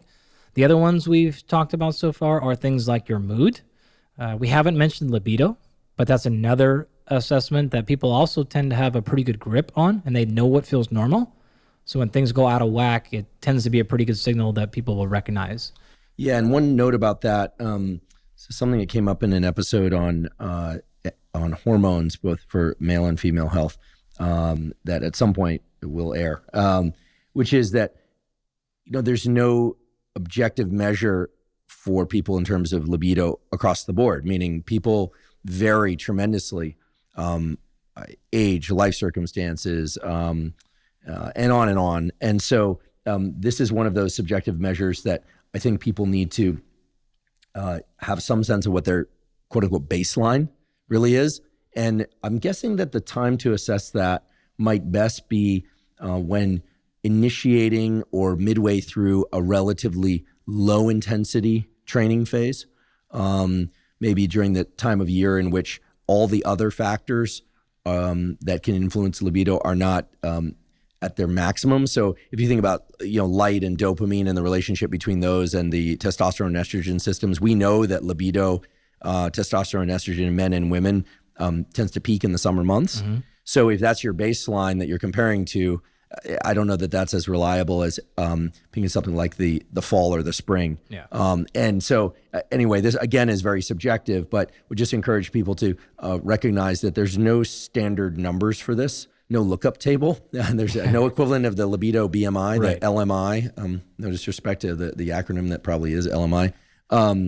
So I think that it's just something to keep in mind as people do comparisons or subjective comparisons, is don't pick a comparison to an extreme. Try and pick a comparison to an average as you know it to be. That actually sort of reminded me, one issue that we have seen a lot lately is people, if they're having libido issues or just even slightly noticing a drop, they just assume that then therefore means their testosterone is crashing. And those things are certainly connected, but that is not necessarily the case. And where that becomes a problem is then people then go on things like TRT, et cetera, with no true oversight, and then all kinds of other problems. So make sure that if you're going to take that step, that you actually get testosterone measured and you're working with a qualified person to guide you through that process. Don't just assume because you're having low energy or your libido is a little bit down. It could be simply training related. It could be sleep related. It could be any number of things. So that's like a little bit of a word of caution there. 2 quick points along the lines of what you just said. One interesting thing that I learned when researching our episode on testosterone and estrogen optimization. This was an episode that we've done some time ago, but is still available on our hubermanlab.com, all formats, et cetera, is that many people actually increase their libido and even their levels of testosterone and estrogen as they progress from their 20s into their 40s if they take excellent care of themselves, including the correct exercise adaptations, correct body fat to lean muscle ratios. But of course, it can go the other way too. A lot of people can be training to achieve such low body fat stores that libido can suffer. So the age-related declines in libido are not necessarily written into the script of life. In fact, there are some data points from a really interesting paper I talk about in that episode of individuals. This was a study focused on males in their 80s and 90s who maintained total and free testosterone as high as individuals in their 20s.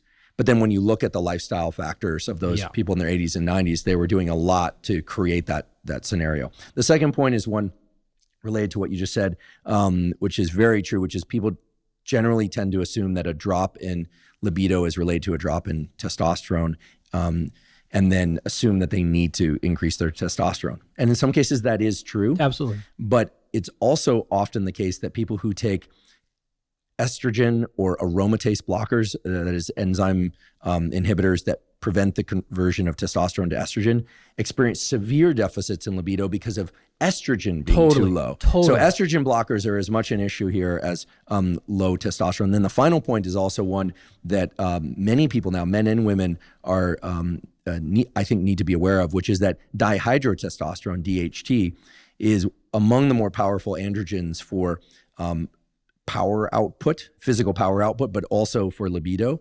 And DHT is strongly inhibited by certain things like turmeric.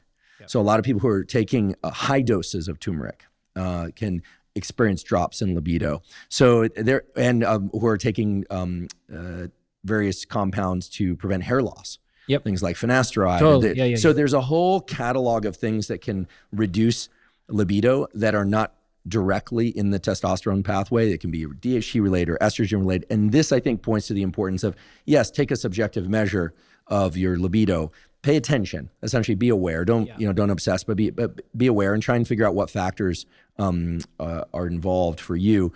But don't immediately assume that what's needed is more testosterone. And oftentimes the opposite is the case. Yeah. Try to put on a lot of muscle with no estrogen. Good luck.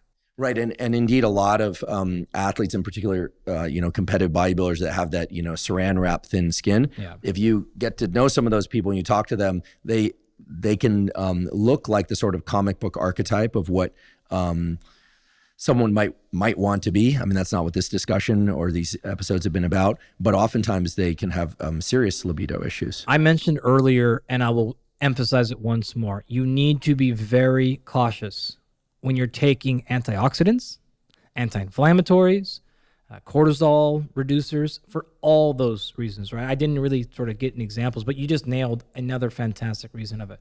We do not give those things prophylactically.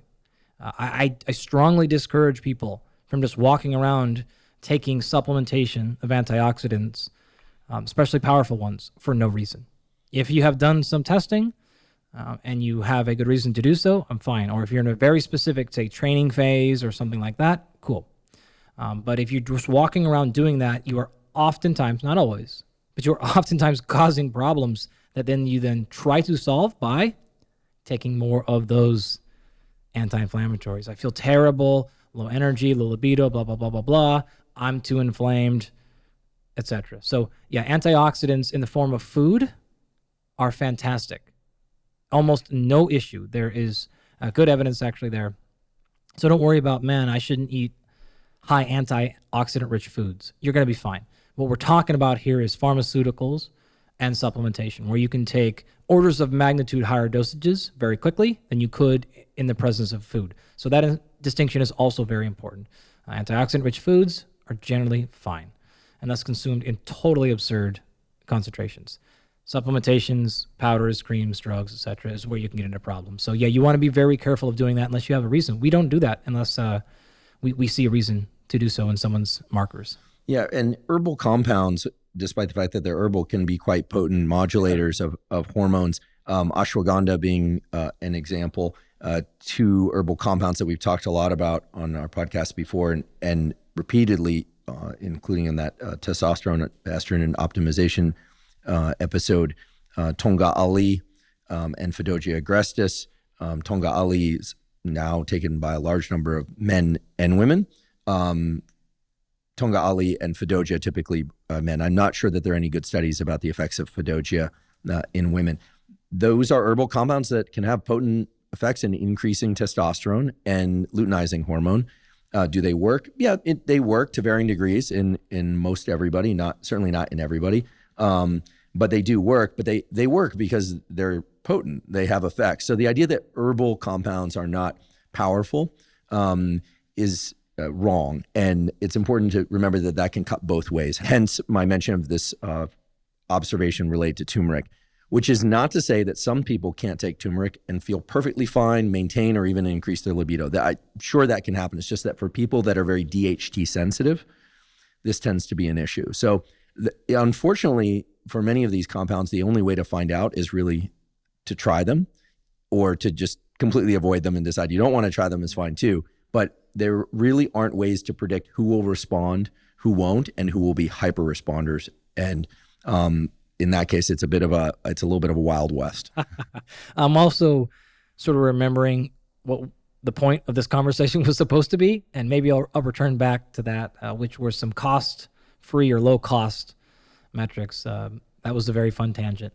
But nonetheless, another couple of ones you can do are grip strength testing. So if you can buy a fairly cheap hand grip dynamometer on any number of places, these are typically able to be purchased for $20 to $40 or something like that, right? You can actually just test that every day. I've done that in a number of athletes for a decent amount of time. Admittedly, I don't do it anymore. And that's not because I disagree with it, but because we're getting the information already, and it was just too redundant. But if that's the only option, it is a great one to do. I mentioned also earlier how I actually like speed tests over strength tests as an earlier indication of overreaching. And so because of that, I like a vertical jump test. If you have access to a force plate, that's great. And then you can get more in-depth characteristics of the force velocity curve and acceleration and things like that. Used a lot in high performance situations. If not, simply looking at, your performance. And so you can kind of go back to one of our earlier episodes when I described coloring my fingertips with highlighters earlier in my life. You could do the same thing and go out in your garage and every day jump up and touch that marker and see where you're at. So a system like that could be done. You can also use tools like force transducer and do a standard movement. I can say a vertical jump or a high pull or something like that, and measure the velocity and just compare that day to day of a standard load, right? So you do it every single time with the same load. Similar thing could be done with like a medicine ball throw. So you have the same ball, you throw the same thing, and just sort of where you're at today. You want to do a little bit of warm up, but not excessive here. You want to kind of get an idea of where your baseline is, and you don't want to influence it by the veracity of the warm up every single day, because that alone can change it. Same thing with stretching. Acute static stretching directly influences power production. So you don't want to go out there and one day do a 20-minute stretch before, and then the other day you didn't stretch at all, because that alone will cause deviations in your performance. So try to keep everything you can think of standardized, and that'll give you a little bit better data. Remembering all of these values, the biomarkers, the performance stuff, they have normal variations. You just want to figure out first and foremost what those normal variations are for you. So you have your normal number, you have your standard deviation. When you start getting outside of that standard deviation, you start paying attention. And so that's kind of like what we typically call that the gray zone.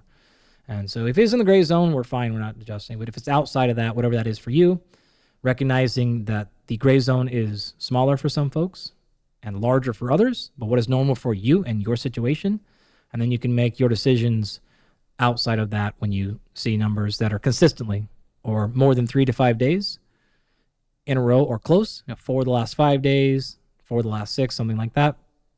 Then you maybe have some cause for action. Well, that was an incredible description of the various tools and modes for recovery. And I realized I jumped the gun a bit during our discussion about food and supplements, but I like to think that it serves as a nice precursor to the next episode, which is going to be all about nutrition and supplementation. If you're learning from and/or enjoying this podcast, please subscribe to our YouTube channel. That's a terrific zero-cost way to support us. In addition, please subscribe to the podcast on Spotify and Apple. And on both Spotify and Apple, you can leave us up to a 5-star review. If you have questions for us or comments or suggestions about topics you'd like us to cover or guests you'd like me to include on the Huberman Lab podcast, please put those in the comments section on YouTube. We do read all the comments. Please also check out the sponsors mentioned at the beginning and during today's episode. That's the best way to support this podcast. I'd also like to inform you about the Huberman Lab podcast free newsletter.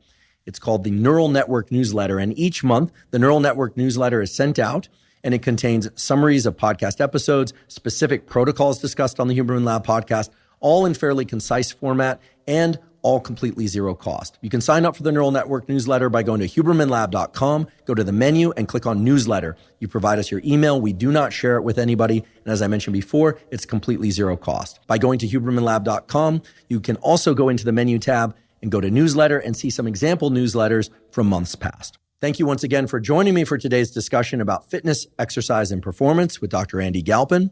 And as always, thank you for your interest in science.